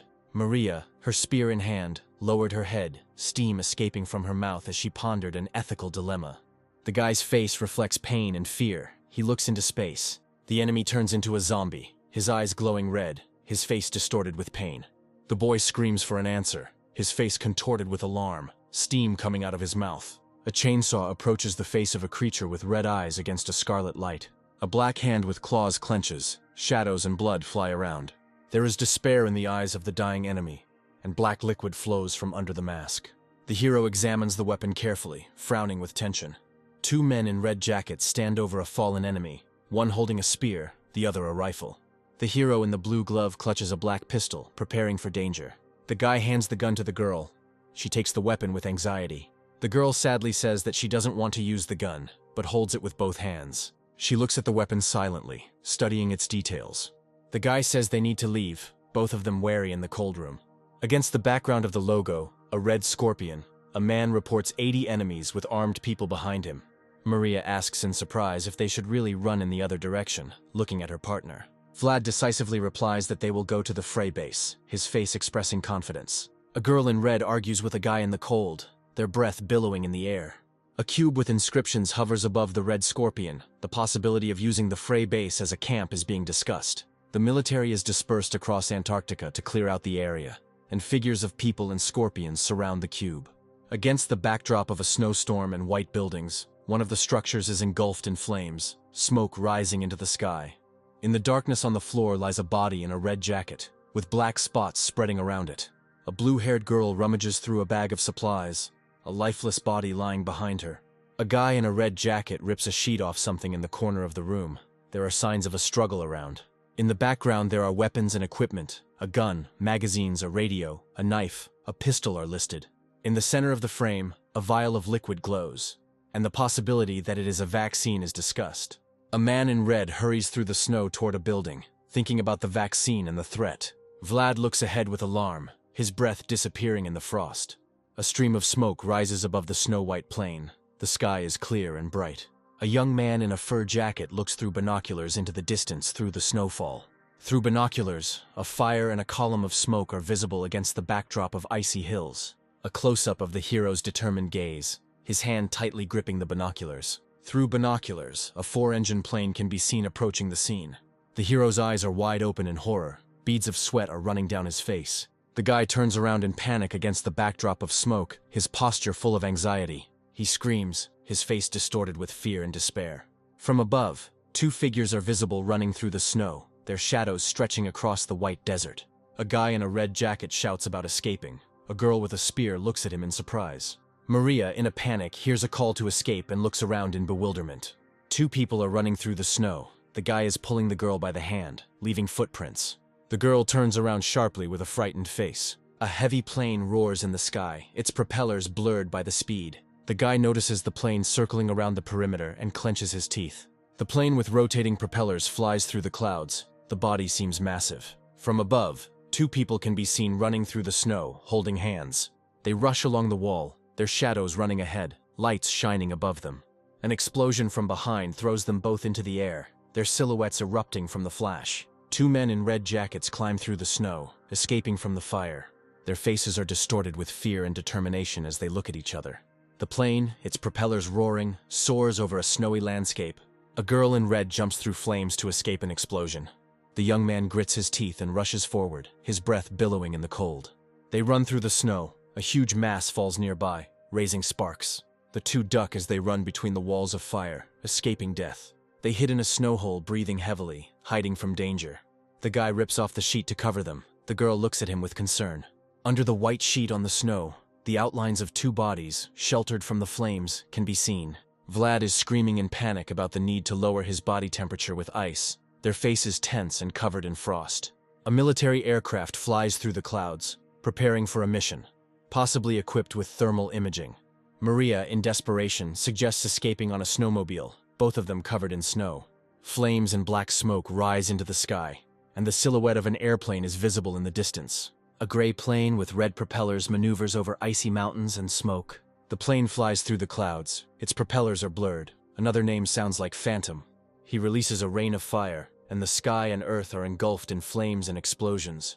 Tongues of flame devour everything around, and the outlines of the destroyed building are visible in the fire. Flashes and fire fly across the screen, and among the flames are traces of destruction and panic. The plane flies over the fire, its body painted red. Everything around is on fire. Two men in red jackets huddle together, shielding themselves from the blast. A girl in yellow gloves is crying, pressing her hand to her face, her eyes closed. A boy with red hair lies in the snow, tears streaming down his face, asking about the end. A huge plane breaks through the fiery wall of the explosion, surrounded by flames. Vlad screams in shock and despair, his face covered in tears and illuminated by the fire. A girl with red eyes and tears on her cheeks looks up, her face illuminated by the flames. Maria's hands reach out to Vlad's face to calm him down and ease his panic.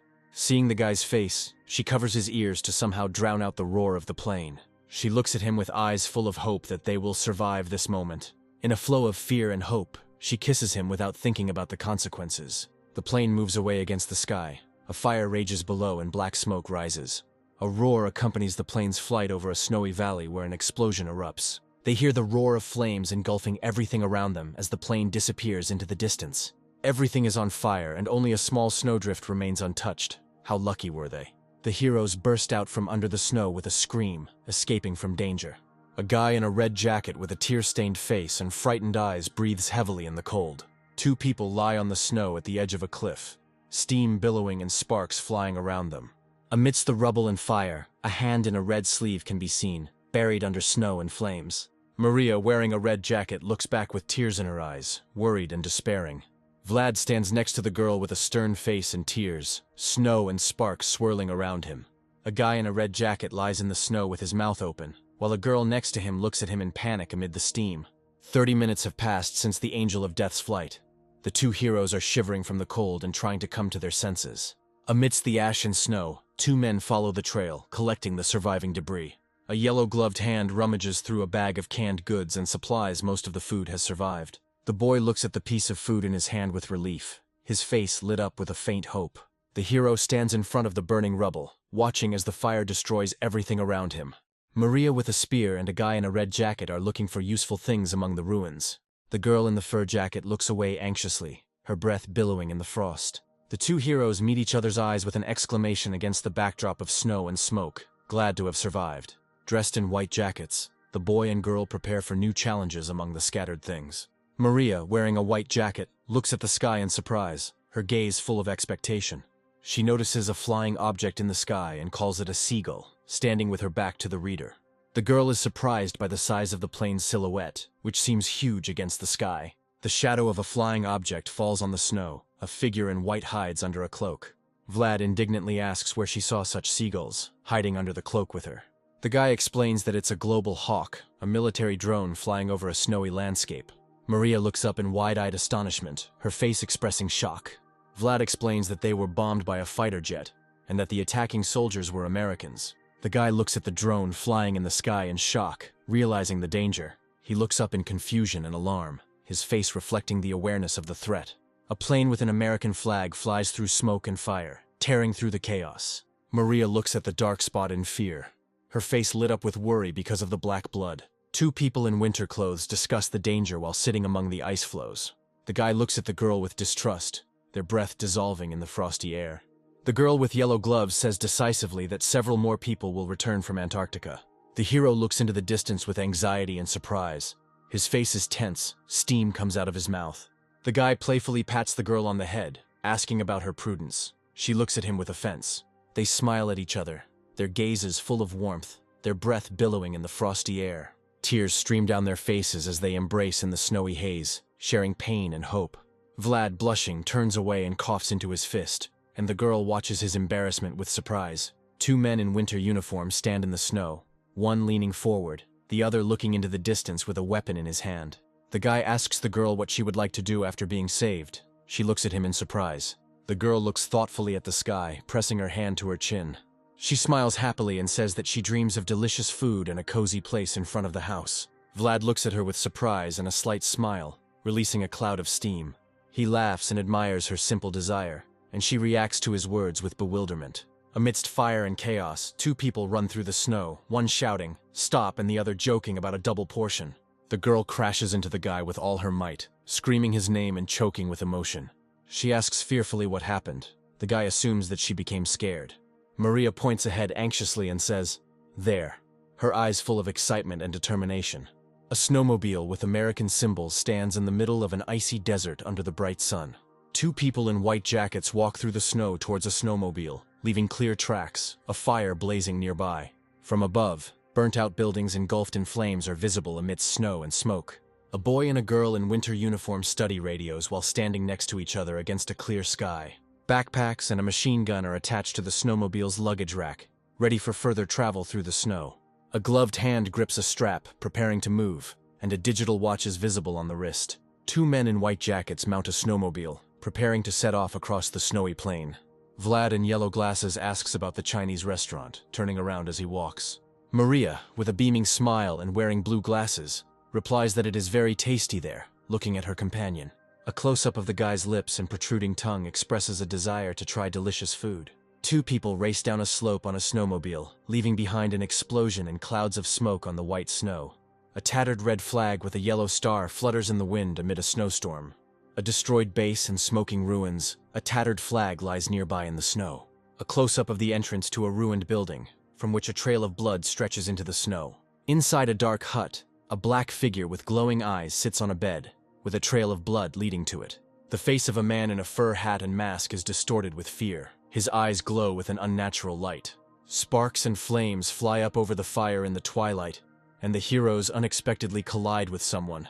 There is a gaping, bleeding wound on the man's pants. He was close to one of the group. A boy and a girl in winter clothes look ahead tensely, discussing the researcher. A wounded man in a red jacket looks fearfully at the fire, sitting in the shade of a tent. Volt, wearing an earflaps, exclaims his comrade's name and looks on with tears, hope and fear. Two men in white jackets with guns ask in surprise how he survived and what happened to the doctor. A guy in a red jacket, crying, asks for help because of his injured leg, lying on the floor. The blue-haired girl defends her partner, casting a worried glance back. Two people with guns run forward. The guy in red below looks at them in confusion. The guy with the gun demands honest answers, his face and voice full of determination. Volt, wearing an earflaps hat, looks up in horror, his eyes wide and tears streaming down his cheeks. The girl in beige drops a drink on herself, remembering the birthday of one of the group. A man in a party hat advises to be careful. A girl with wet breasts smiles shyly. The girl runs off to change clothes after the incident. Volt watches what is happening with a cigarette. A guy in an apron asks for firewood for the barbecue, smiling at his interlocutor. Volt justifies himself by saying that someone else is responsible for the firewood. The bearded man laughs, and his comrade walks away with his shoulders drooping. The boy reluctantly walks out the door, wondering how far Taiwan went fishing. A guy in a fur hat looks out from behind the door, watching what is happening inside. Three people in winter clothes smile welcomingly while standing in the cold. The host greets the guests at the entrance. One of them thinks about the people from the Mercus base. A blizzard howls over the snow-covered station, hiding the houses and the road in a white shroud. The boy struggles to carry an armful of firewood through the snowstorm, his lips pressed together from the effort and the cold. His face is distorted with fatigue and irritation, and he drags firewood towards the house, out of breath. In a snowstorm, one man runs away in panic, while another, carrying firewood, turns back to the building in shock. A guy with firewood in his hands looks in horror at the dark hands reaching out to him from the snowstorm. The man's face is distorted with fear as he tries to understand what is happening around him. People fall and run in panic, their bodies contorted with terror, the background filled with darkness and shadows. A fight breaks out inside the building. Some fight back with a frying pan, others hide in a corner. A man with long hair screams in despair to go up with the others. Vault, with firewood, looks in horror at the zombie bending over the body. The hero's gaze is replaced by the scream of a creature with red eyes and sharp teeth. The hero frantically grabs the boards to protect himself from the threat. Black liquid splashes across the pink background, as if death has burst into this world. Vault defends himself against a woman who stabs him with a wooden stake. A woman with red eyes and a stake in her chest clenches her teeth in rage, not dying. A woman with pink eyes and sharp teeth screams in a mad rage. A guy in a red jacket sits under the shadow of a huge figure, looking down. Vlad speaks to Maria with a serious face. Both are wary. The guy looks forward with determination, his gaze full of questions. A silhouette of a man looks at a door as someone knocks on it, discussing an outbreak in a residential building.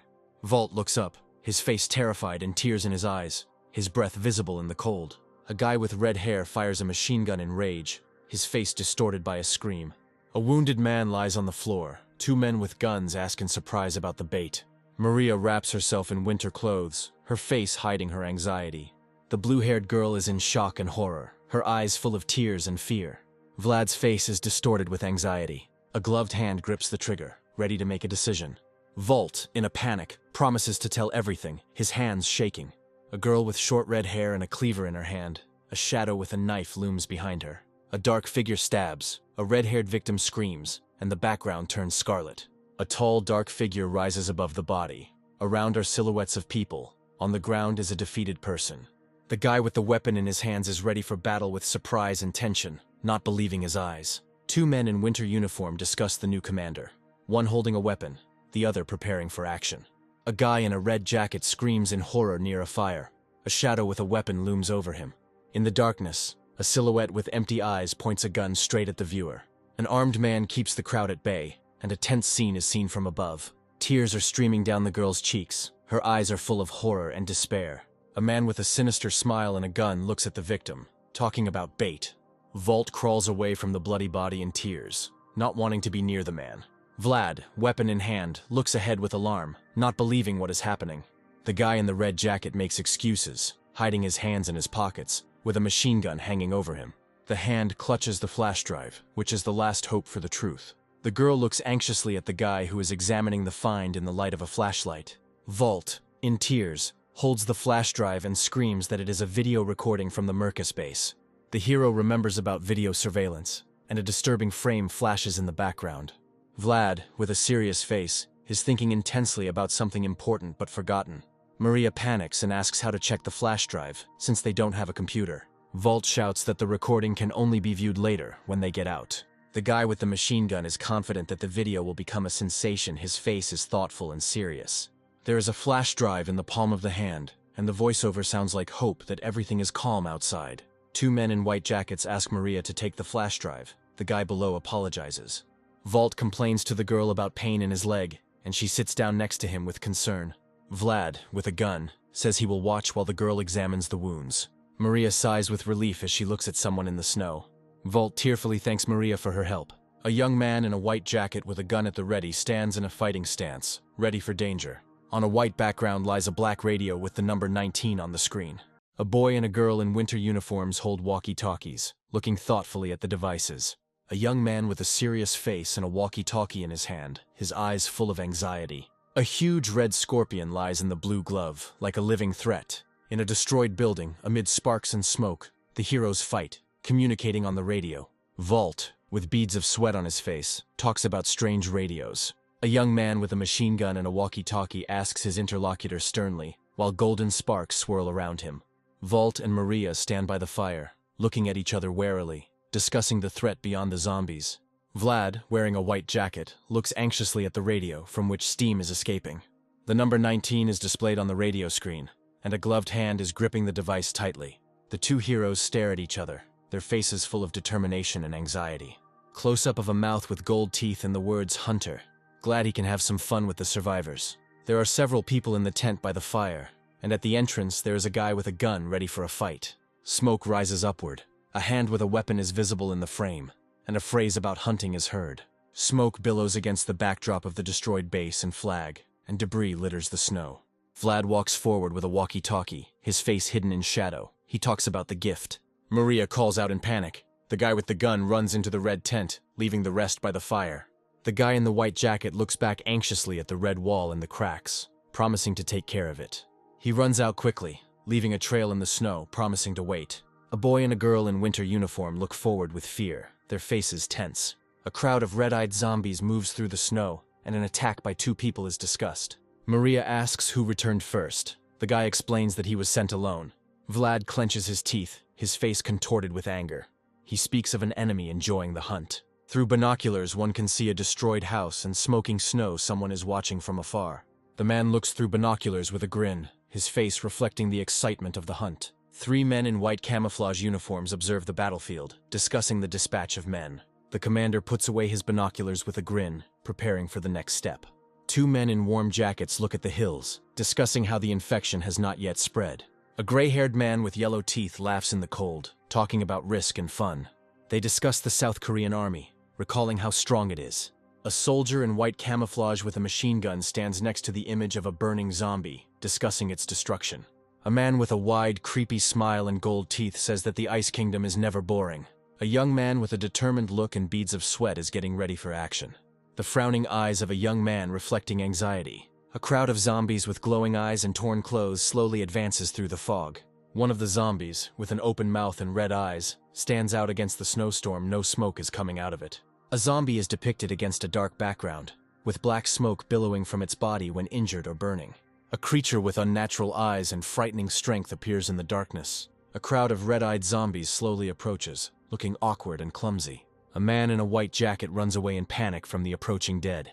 Through the sights of the weapon, they notice that one of the zombies is acting differently, as if there is more life in it. A frightened man desperately calls for help, his face distorted with horror. A look of shock appears on the observer's face as he realizes what is happening. A man, wounded and overcome with fear, runs towards them among the crowd of zombies. Surprise gives way to the realization that there really is a person in front of them. Maria, with binoculars in her hands, confirms that there is a survivor among the zombies. On the runner's clothes, an emblem is visible indicating his affiliation with the Scarlet Scorpion Squad. 2 people in winter gear watch the proceedings warily from a shelter. A man with a bloody leg appears in sight, limping through the snow, leaving traces of blood. Through the binoculars, it is clear that this man is unarmed. His hands are empty. A live scorpion appears in someone's hand, accompanied by thoughts of a gift and the need to take care of it. Vlad, with binoculars and a gun, watches what is happening with intentness, determination appearing on his face. The wounded man rushes forward, quickening his pace despite the pain. He falls into the snow in front of a ruined red building, gunshots heard all around. One of the armed observers reacts sharply to something unexpected. Horrible creatures with distorted faces and red eyes burst out of the snow, rushing towards people. The gun flashes with a shot, breaking the silence of the snowy desert. In the midst of the chaos, a man in a white jacket falls into the snow, with zombies scattering around him from the impact. His face is distorted with fear, tears streaming down his cheeks as he hears the cry for help. A young man with a weapon and a shout rushes into battle, ordering people to run. The rescued man trembles from his experience and thanks his saviors. One of the rescuers admits that his actions seem crazy, standing next to his comrade and the rescued man. He curses his humanism with annoyance, clutching the weapon in his hands. Everyone looks at the rescued man, who cannot come to his senses. The gun-toting rescuer demands an explanation, asking who sent this man. The frightened man barely holds back tears as he names his boss. The memory brings to mind the image of a cruel leader, thirsty for battle. We are talking about a man who was the commander of one of the 2 platoons. 2 platoons and 1 bomber are mentioned, which causes concern in the hero. A group of people gather around a fire in Antarctica, receiving instructions on what to do. One of the characters gains complete power, which changes the balance of power. The girl in the white and blue jacket is confused, trying to understand what happened. The man with blue eyes is silent, his face expressing deep emotions. The group learns the price is $1,000 per soul, which leaves them shocked. The man, in despair, realizes that it is a matter of $1,000 for each person, alive or dead. One of the participants panics and asks what is happening, not understanding what is happening around him. The hero explains that the US is trying to get rid of everyone present and hide it in Antarctica. Maria, her eyes full of tears, is shocked by the cruelty of what is happening. One of the survivors angrily threatens the other, accusing him of being a danger. A frightened man begs for forgiveness, while another holds back his anger. The hero decides to explore the surroundings, leaving the rest by the fire in the cave. The frightened blonde man panics and insists that they need to save themselves, hoping for the captain to appear soon. The blonde man, trembling with fear, meets the gaze of the silent man in the red jacket. A sinister smile appears in the darkness, with the word hunt written on its teeth, foreshadowing danger. Strange, feral people roam the snowy field near the plane wreckage. The two survivors watch from cover, aware of how many enemies there are around. Maria asks her companion about her future plans, waiting for a decision. The hero realizes that staying put is dangerous and decides to leave. The girl reminds them that a snowmobile filled with things is waiting for them outside. There is only one snowmobile on the snow, and there are more people than places. Vlad realizes with alarm that he will not be able to take the wounded man with him. He explains that the situation is too dangerous to save everyone. One of the comrades regretfully thinks that he will not be able to help Don Hyuk. The young man silently looks into the distance, pondering the current situation.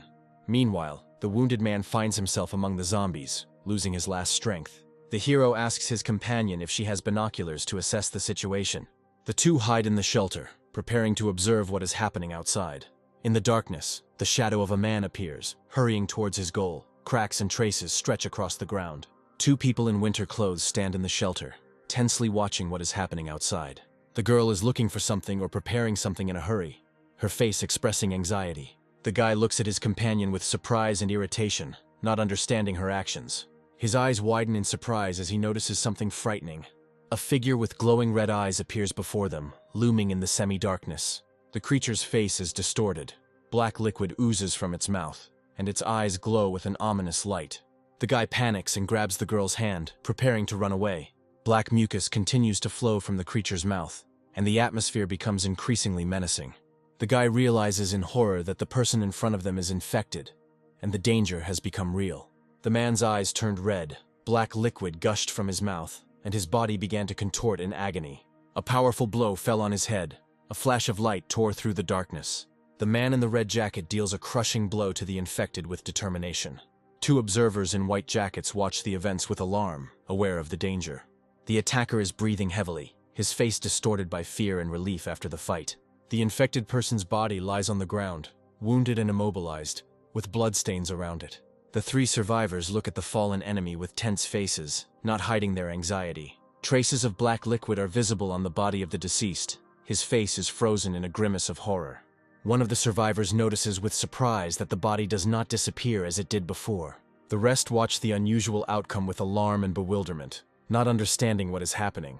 A zombie with an unusual, frightening appearance appears in the darkness. A crowd of zombies moves in front of the heroes, behaving differently. They are clumsy, but there is no smoke coming out of them. Traces of black blood, capable of dissolving even clothes, are visible on the floor. One of the zombies, with a distorted face, causes observers to worry and question its nature. The pink-eyed zombie screams. His behavior seems even stranger. The heroes find a flash drive and hope to find out the reason for what is happening by watching the video recording. The two band members exchange glances, feeling tension and anxiety. One of them asks worriedly if everything is okay with his comrade. The girl inquires about the condition of another team member, addressing him by name. The injured man confirms that he is fine, thanks to the help of his friends. Maria, with an icy gaze, accuses her interlocutor, reminding him that he was next to the missing man. Vlad panics and aims his weapon with determination, preparing for the threat. Vault frighteningly makes excuses, assuring that he is fine and there was no bite. An expression of horror and scream appears on the guy's face as the situation gets out of control. The man in the hat looks at what is happening in horror, unable to believe what he sees. A man lies on the floor, illuminated by a fire, and an ominous figure with glowing eyes appears in the doorway. The dead man's face is distorted. Black liquid flows from his mouth, and his gaze seems empty and terrible. The camp is seen from above, and one of the survivors notices that the threat is heading towards their shelter. Vlad, with a tense look, is surprised that they seem to have been ignored. The man's leg is visibly bandaged, and his pants are stained with dirt and blood, suggesting a recent injury. Maria lowers her gaze, containing her emotions and tension. She resolutely takes out a grenade, preparing to act next to the wounded man. Vlad looks on with anxiety and internal struggle. From above, the team can be seen discussing the situation around the wounded man. One of the group members froze in indecision, not knowing what to do next. The girl and the boy exchange glances as they discuss their plan, their breath visible in the cold air. The memory takes them back to the past, where they are talking carefree in a warm atmosphere. Vlad listens to a question about personal relationships, and the girl looks tired. Maria explains that the guy just likes to tease her, and the third participant is watching them. The guy reacts to what is happening with surprise, his face expressing slight confusion. Near the destroyed red building, infected with empty eyes wander through the snow. Through binoculars, crowds of infected people are visible, among whom a man in winter uniform stands out. Another man in a white jacket appears among the infected, his mouth wide open in a silent scream. Through binoculars, they notice a figure with a rifle on his back, standing with his back to the observer. The observer's eyes are full of tension and determination. He carefully watches what is happening. A Dragunov sniper rifle is visible on the infected's back, causing alarm to the observer. In my thoughts, I hear the realization that first they give me poison, and then the antidote, and that all this is the work of a madman. Inside the shelter, a man in a fur hat reacts with surprise when he is addressed. A guy with binoculars asks his companion what troops he served in. The man in the red jacket replies that he is a demobilized sergeant of the ground border troops, and the others listen attentively. Vlad looks at the M16 rifle with a serious expression, pondering its origins. Maria raises her eyebrows in surprise, not understanding where the conversation is heading. The body of the deceased shows signs of battle, but even in death he proved useful to the group. The armed guy confidently declares that he has a plan. A young man in a red jacket looks at the gun pointed at him with confusion. The guy explains that in the current situation, a soldier would cope better than a doctor, and the girl listens to him with concern. He notes that the new enemies are slower and more stupid than those they have faced before. Amidst the fog and zombies, he decides to distract them all in one direction to buy time. He then plans to disarm one of the zombies to gain an advantage. To complete his plan, he plans to throw grenades into the gathered crowd of enemies. Vlad looks forward with determination, preparing for danger and counting on the support of his comrade. A group of people gather at the ruined exit, a tense determination to fight for survival permeating the air among them. Maria, clutching a weapon, warns of the impending danger, trying to convince her friend not to act alone. The two heroes exchange glances, and their gaze reveals concern about possible betrayal on the part of one of the team members. Maria jumps up abruptly, her movements full of determination and inner tension, and a pistol is visible in her belt. She lowers her gaze, immersed in heavy thoughts and doubts, unable to hide her anxiety. Someone's foot hits the floor with force, emphasizing the determination to act despite fear.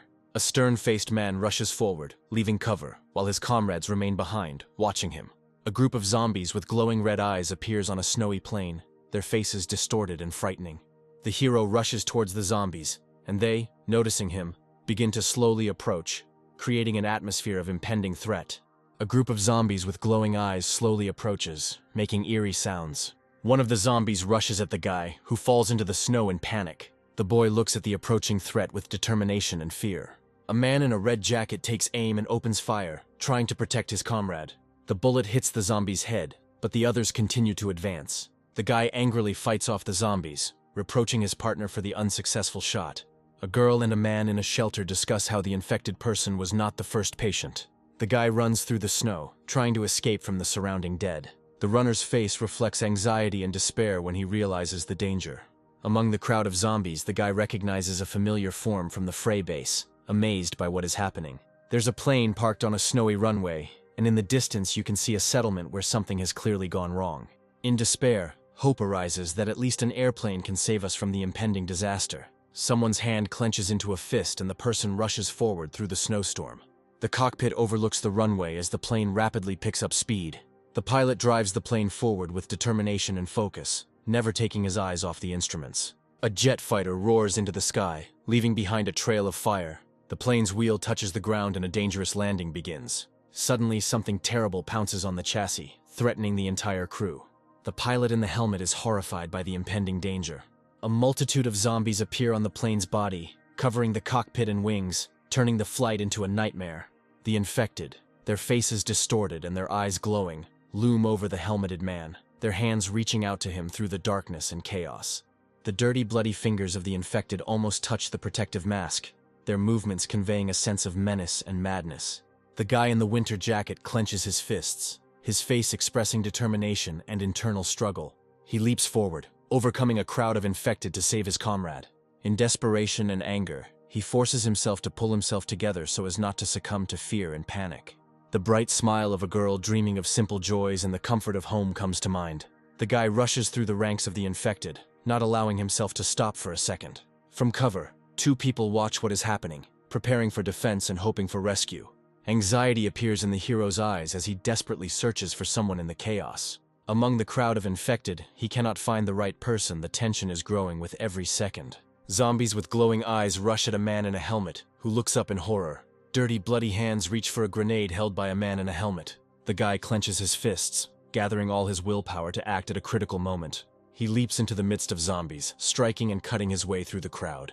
Gritting his teeth, he forces himself to come to his senses and not give in to panic. A bright smile of a girl dreaming of simple joys comes to mind. The guy rushes forward. Zombies follow him closely, not giving him a second to rest. The friends watch the events from a hiding place, hoping for the plan's success and promising a reward. In tension, he searches for the target with his eyes, without losing concentration in the chaos. The zombie horde continues to advance, and the guy desperately tries to find the right enemy among them.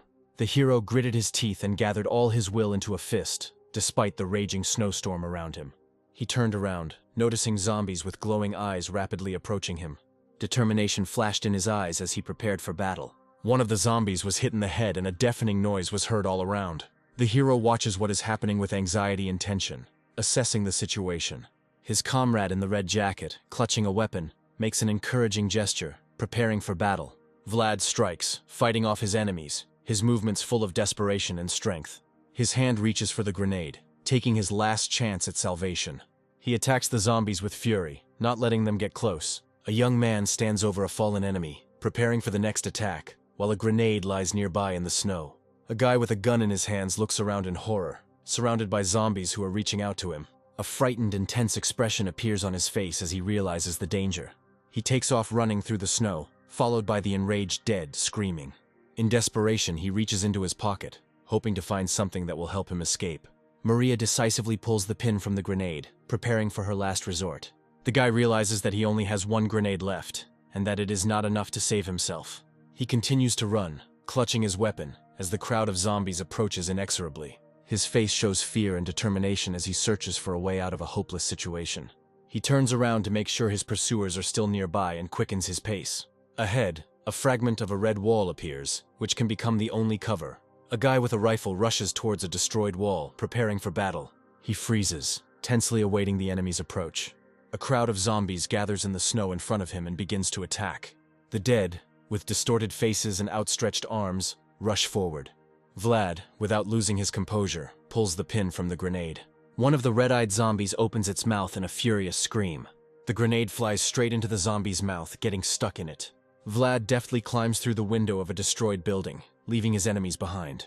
Once inside, he presses himself against the wall and covers his head with his hands, preparing for the explosion. A powerful explosion is heard outside, shaking the shelter and destroying the zombies. Shrapnel and bullets crash into the ground with a roar, leaving behind traces of destruction. The man with the gun huddles behind cover, his face covered in sweat and worry. In the clouds of smoke, he cautiously peers out of the window of the destroyed building, assessing the situation. Suddenly, flashes of gunfire begin to hit the wall, causing him to jump back. Vault fires with determination, his face and eyes full of tension. Bullets and explosions rock the battlefield, and the infected fall under the heavy fire. One of the infected is fatally wounded, his body pierced by bullets. The next infected is also affected, fire and blood mixing in the chaos of battle. A grenade flies through the air, leaving behind a trail of smoke and danger. One of the infected, covering his head, tries to hide from the deadly shelling. On the snowy field, among the ruins, traces and silhouettes left by the recent battle are visible. The two survivors watch the scene with alarm, holding their breath in their shelter. A shadowy figure appears in the thick fog, holding a weapon above his head. Vlad clutches his machine gun, preparing for any development.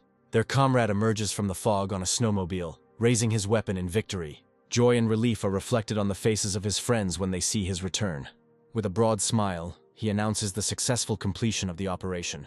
The hero returns to his people, and his friends rush to meet him to make sure he is safe. Maria examines him with concern, asking about wounds and traces of blood. The guy raises his hand with a smile, assuring that he is okay, and is happy to meet. A wounded man in a red jacket emerges from cover, limping but with a look of relief on his face. The two survivors exchange gestures of gratitude, happy to be alive after the battle. Their palms meet in a friendly gesture, symbolizing unity and support. A sudden explosion breaks the peace and everyone looks up to the sky in alarm. A thick column of black smoke rises above the snow-covered plain, attracting the group's attention. The heroes stand together, tensely discussing what is happening and trying to figure out what to do next. A fire burns in the center of the camp, with empty food containers scattered around it, a reminder of a recent stop. One of the group members notices that there are serious problems at the Frey base. The heroes discuss the fact that the attacking zombies were Chileans, and try to connect this to the recent explosion. Having made their decision, they are going to go to the scene of the incident to find out the truth. The girl says with concern that even if there is something left, it may be useless. Vlad reflects that if the plane survived, they have a chance. The wounded man asks in surprise about the communicator, hoping for communication.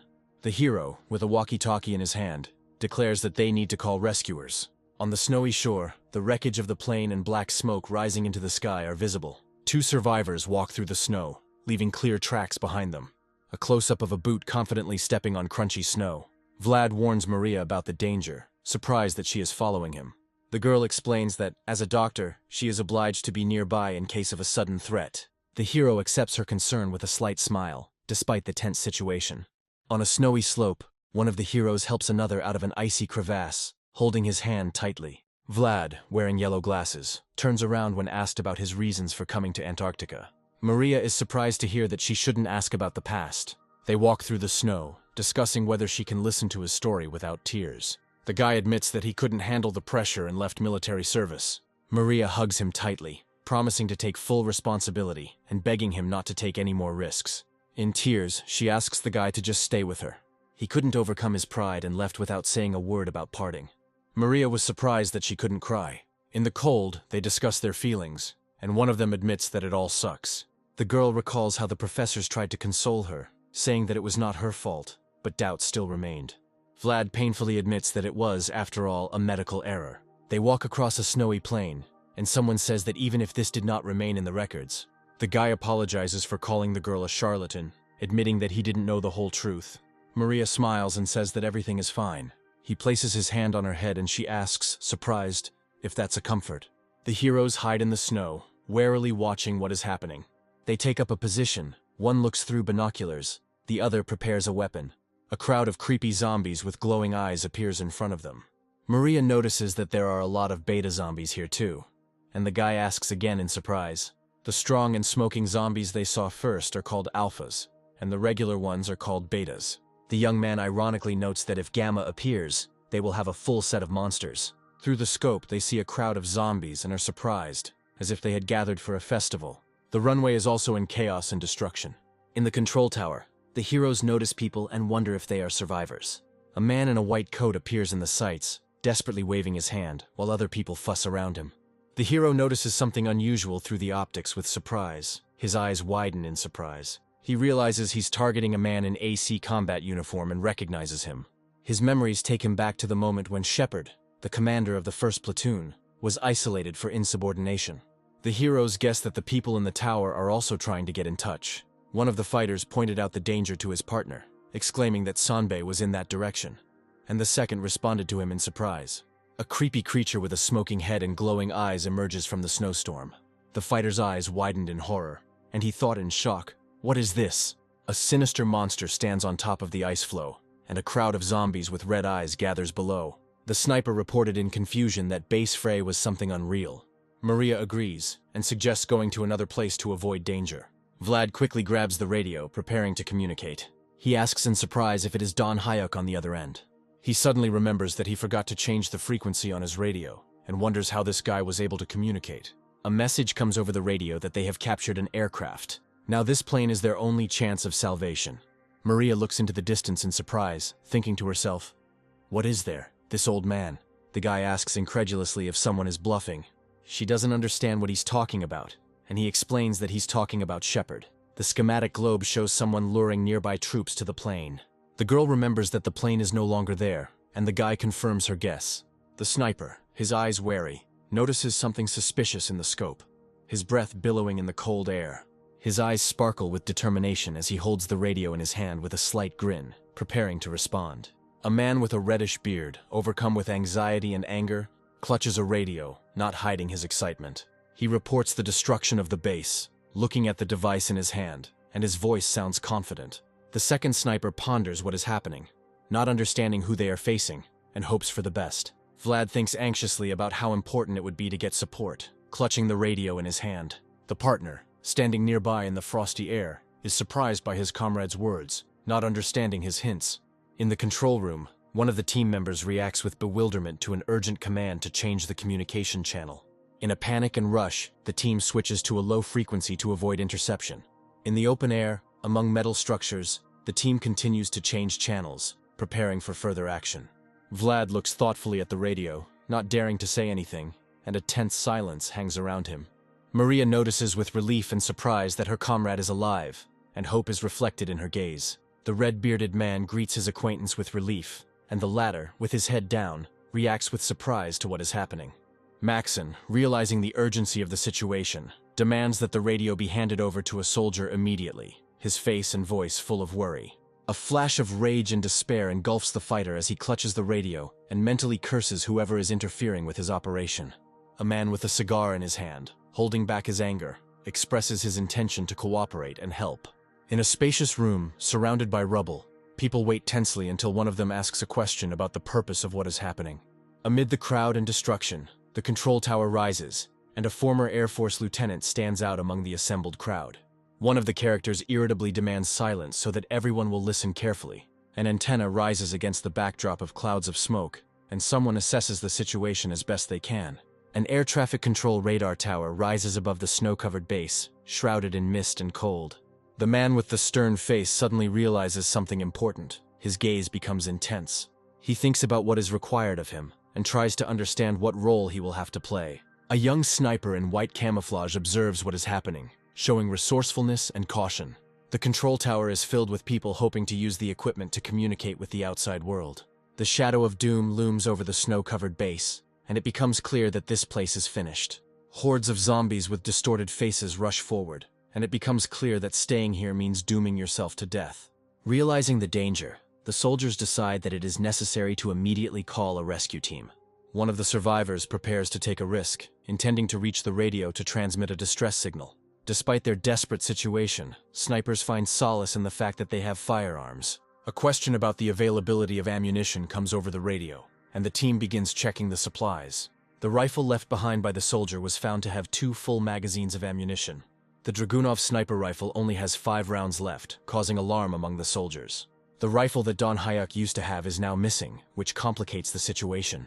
Vlad decides that he will report the missing weapon later, hiding his concerns from the others. Against the cold sky, the two huddled on the cliff top, anxiously pondering their fate and the mortal danger the stranger found himself in. A plan is born in my head to use the stranger to distract all the zombies in one direction and buy time.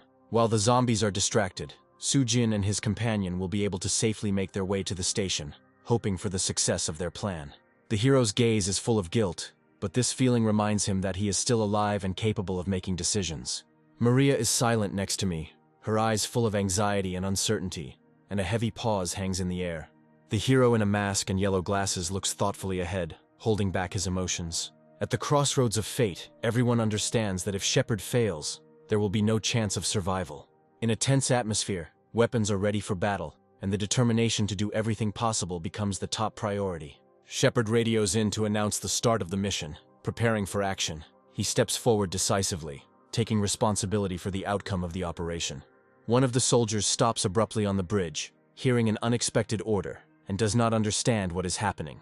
Another group, dressed in winter gear, rushes into battle, declaring the start of an all-out war. One of the participants angrily orders to take a snowmobile and arrive at the scene immediately. The girl in glasses realizes with alarm that only speed can save their lives. The radio in someone's hand is silent, creating a tense pause as they wait for a response. Vlad looks at the radio in surprise, having picked up something unusual. He tries to establish a connection, peering anxiously into the distance and waiting for an answer. In response, he hears a tense voice, and he himself realizes with fright that he hears gunshots. A figure on a snowmobile races across the snowy plain, and an alarming thought about a scarlet scorpion flashes through the hero's mind. An urgent message comes over the radio from the base, where the betrayal of combat support and the hijacking of an aircraft is revealed. and someone bitterly realizes that a man orchestrated all of this. Two men in winter suits listen anxiously to the radio, realizing that now only an airplane can save their lives. At this time, someone who heard the radio message opens fire, and flashes of gunfire are heard all around. The hero's gaze fills with horror when he realizes that Don Hyuk is in danger. In the tense silence, his eyes widen with fear, and he cannot utter a word. The girl, with determination in her eyes, declares her intention to go down to her comrade. The guy panics and tries to stop her, fearing for her safety. A tense argument ensues between them, where she cannot come to terms with the idea of leaving her friend. She clarifies that it is not only about saving Don Hyuk, but also about returning the rifle with the luggage. The guy panics and warns that there is an AS soldier nearby and it is too dangerous. The girl looks at him with a slight smile, assuring him that she could die. However, this will only happen with his permission. She laughs, looking up to the sky, and promises that this time everything will be for real. The guy doesn't believe her words, but she, sliding down the slope, assures him that she is absolutely serious. The guy in yellow glasses looks forward with alarm and surprise, squeezing his gloved hand. In his hand is a radio, from which comes a desperate call not to give up and not to die. A man with a beard reports sudden and unforeseen circumstances over the comms, apologizing to Shepherd. The soldier, not hiding his irritation, answers sharply into the radio, not wanting to listen to excuses. A man in white camouflage smirks and throws out an insult, causing confusion in his interlocutor. Maxon, with a stern expression, suggests that his opponent meet one-on-one later. A guy in a white and blue uniform, lying in the snow with a rifle, indifferently declares his indifference. Despite his lack of confidence in marksmanship, he decides to trust his comrades and cover Shepherd. The bearded man asks in a reserved tone whether the pilot knows how to shoot. He internally promises to make every effort to cope with the task. A man in white camouflage finds himself in the crosshairs, wryly noting how it calms him down. The sniper with yellow glasses watches what is happening, finding his interlocutor amusing. The soldier quickly descends down the rope, disappearing into the snowstorm. Maxon looks at what is happening in panic, calling out for Alpha. A creature with glowing eyes appears from the dark cloud, and it becomes clear that there was more than one danger. The man falls down with a scream and horror on his face, not understanding what he has encountered. He slams into the wall, clutching the rope and complaining that he wasn't warned about what was happening. A creature with glowing eyes emerges from the black smoke, and a warning of mortal danger is heard. Maxon panics as he realizes the threat, seeing a monster in front of him. An enemy figure flashes in the sight, and a call sounds to shoot before the target disappears. The sniper realizes with alarm that the enemy is too fast to get an accurate shot. The soldier's boots hit the wall with force, expressing irritation and annoyance. He quickly descends the rope, mentally cursing the pilots. A whirlwind of mistrust and danger envelops the fighter as he faces the enemy, and a flash of pain and betrayal pierces him as he falls in a cloud of smoke and blood. The man's face is distorted with pain. Smoke comes out of his mouth and eyes, and his gaze is frozen in emptiness. His body, engulfed in smoke, is thrown back by a powerful blow, as if he is losing his last strength. Maxon is enjoying the whole thing with a crazy grin, his eyes sparkling with excitement. He breathes heavily, pressing himself against the wall and clutching the rope, his face reflecting fatigue and tension. The wounded enemy screams with his mouth wide open, his face covered in cracks and signs of destruction. A black, smoky essence erupts from the man's body, piercing the other, and both are engulfed in a flash of pain. The faces of the observers reflect shock and bewilderment at what is happening. Their looks are full of anxiety. The creature, with glowing eyes, is twisted with madness. Its mouth and neck are covered in blood, and its body is covered in cracks. In the center of the ice field, surrounded by smoke, lies a wounded man, and someone from above gives the command to act. The back of a man shrouded in smoke appears in the sight of a sniper rifle, and everything freezes in anticipation of the shot. A sniper in a white suit with yellow glasses pulls the trigger and a shot breaks the silence. The red-bearded man clenches his teeth in anger, realizing how dangerous the pilot's skills are. Vlad notes with relief that for an unprofessional sniper, his shot was accurate. A cry of irritation erupts from the roof of the building as a man in a white suit scolds a sniper for a missed shot. He looks into the distance with distrust, wondering if he can trust his life to such a partner. Against the backdrop of the enemy's smoking body, a man in white hurries along the roof without looking back. Vlad notes with alarm that the creature in front of him has a spike in its throat, and if he had a sniper rifle, he would get rid of such a threat first. A smoke monster with glowing eyes and a metal rod in its throat slowly rises, despite its wounds. The sniper, standing on a snowy slope, notices this very pin in amazement. His eyes widen with tension and fear as he realizes the danger of the situation. Against the backdrop of the crowd of mutants, the very same monster stands out, instilling horror in everyone who sees it. The smoky creature with glowing eyes is terrifying, as it is capable of controlling beta zombies. A crowd of red-eyed zombies slowly approaches, but their movements are clumsy and lacking in dexterity. Amidst the chaos, it becomes clear that these zombies have no instincts at all, acting like soulless puppets. The guy in yellow glasses thoughtfully assesses the situation, wondering if this enemy trait can be used. The red-bearded man shouts to speed up the shot, not hiding his despair and tension. The guy in yellow glasses, despite his lack of self-confidence, understands that he is obliged to at least touch the enemy. A warning sounds from the rooftop as a dangerous enemy rapidly approaches the red-bearded man from behind. Maxon screams in panic, realizing there is no time to talk.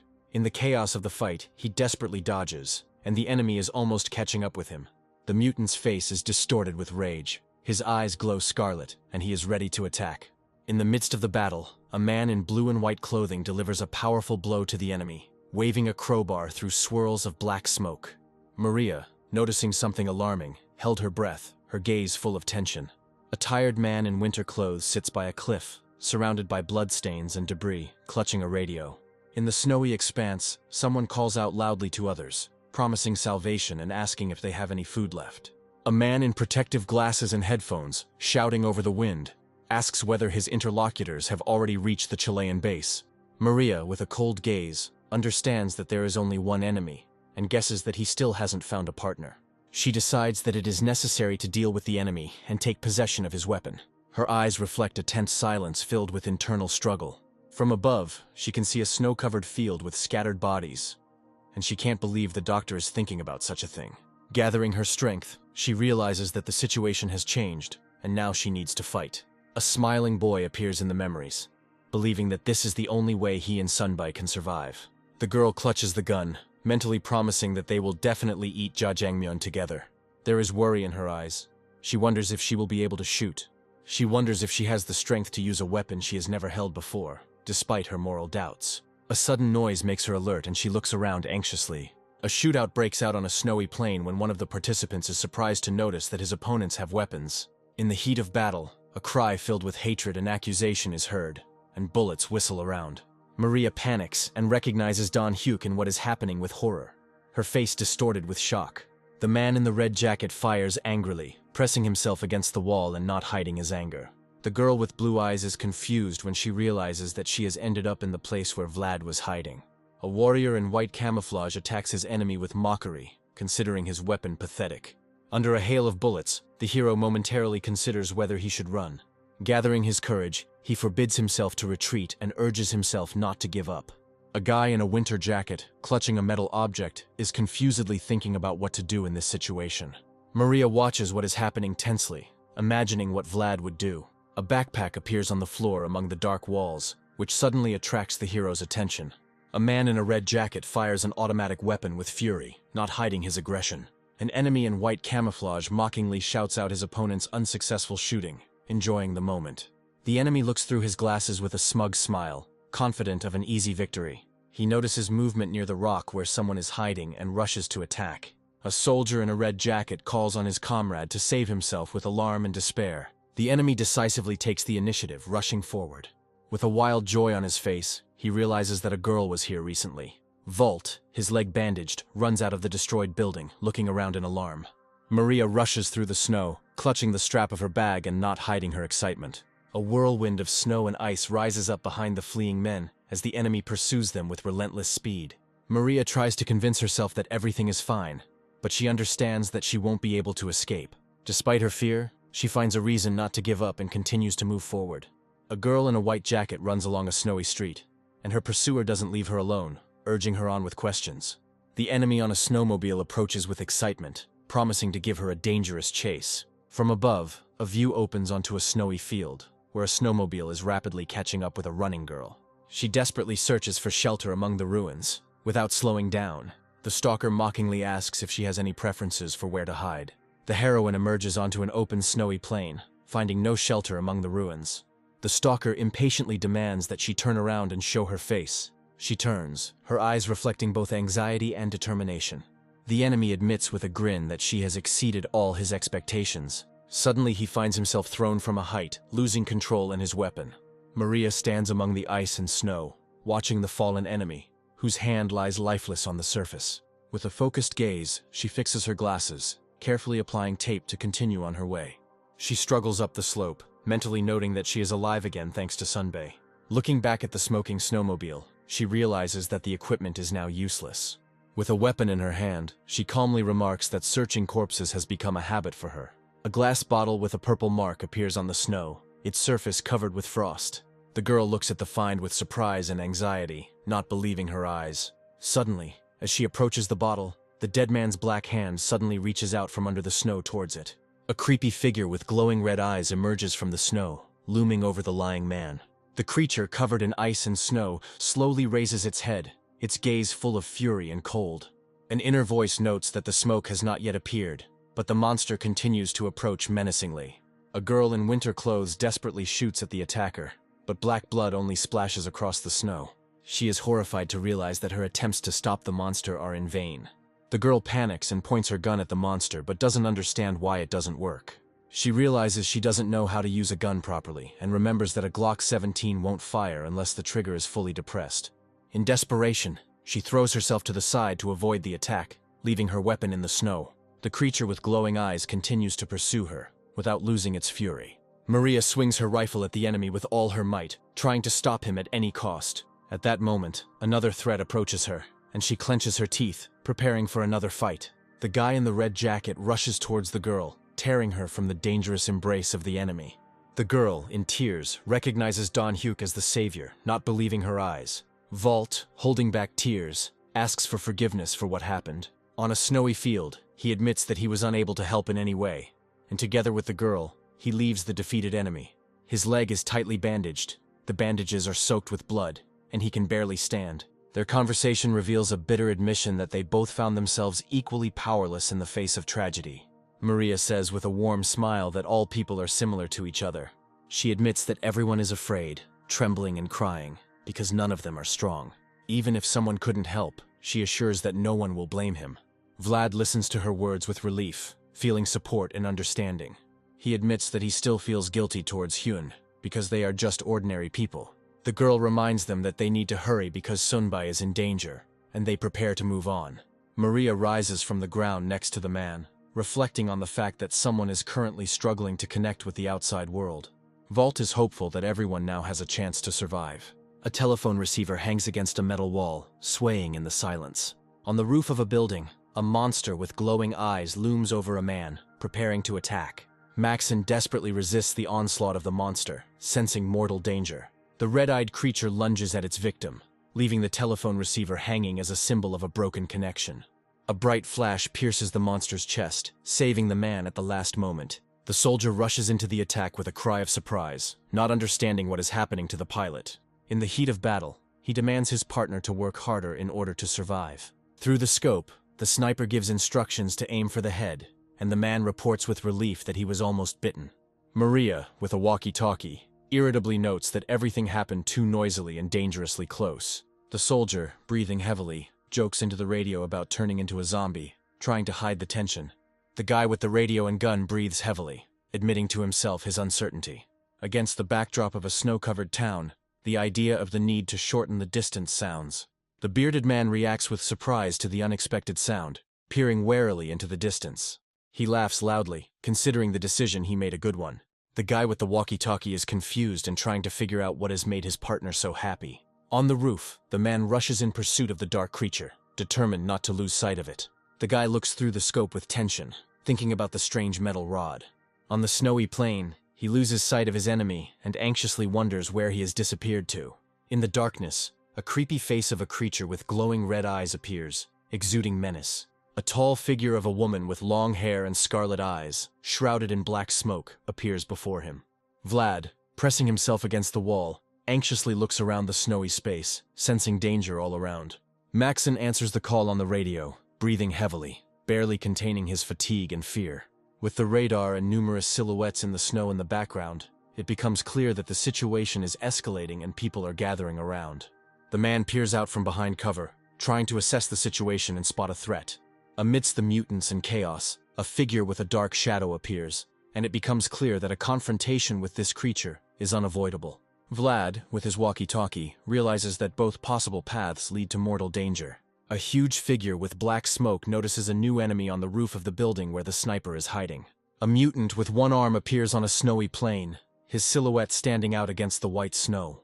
Resolutely rushing to Shepard's aid, the hero overcomes the snowstorm and reaches the base. A mutant appears in the sniper's sight, and it becomes clear that the enemy has been found. The shot rings out, but the mutant reacts with stunning speed, dodging the danger. As black smoke appears, panic grips the people and the crowd rushes away in fear. The enemy's maneuverability increases dramatically, and black smoke billows over the crowd, alarming the observing soldier. Alpha demonstrates a new level of development, dodging the shot with incredible speed. The soldier notices with alarm that there is only one bullet left in the clip and tensely assesses the situation. He realizes that the creature is keeping its distance, impressed by the power of the weapon, and is in no hurry to approach. The lieutenant turns at the call, reacting warily to the address.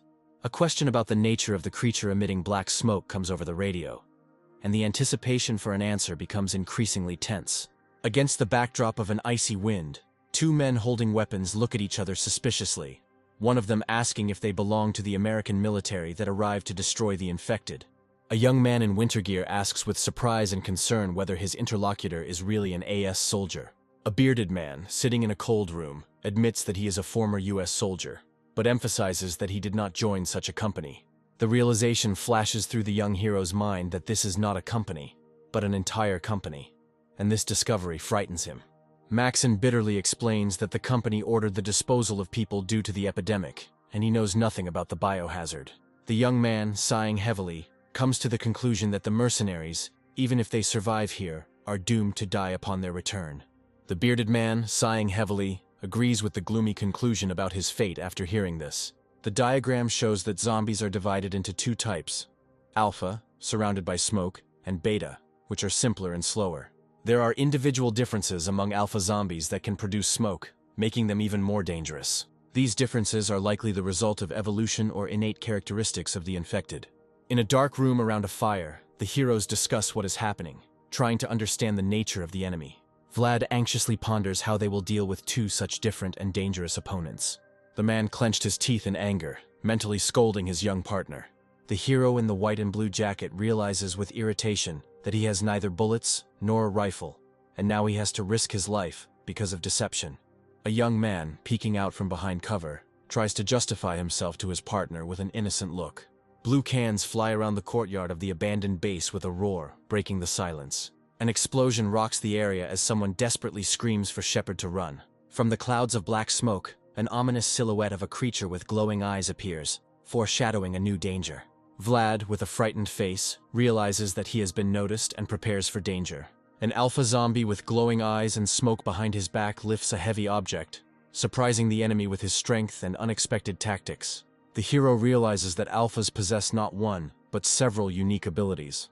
The creature with the smoke trail rushes into the attack, displaying two distinctive features. The guy with the rifle barely manages to dodge the devastating blow, outraged by the injustice of what is happening. Shock and alarm are reflected in his eyes as he realizes the gravity of the threat.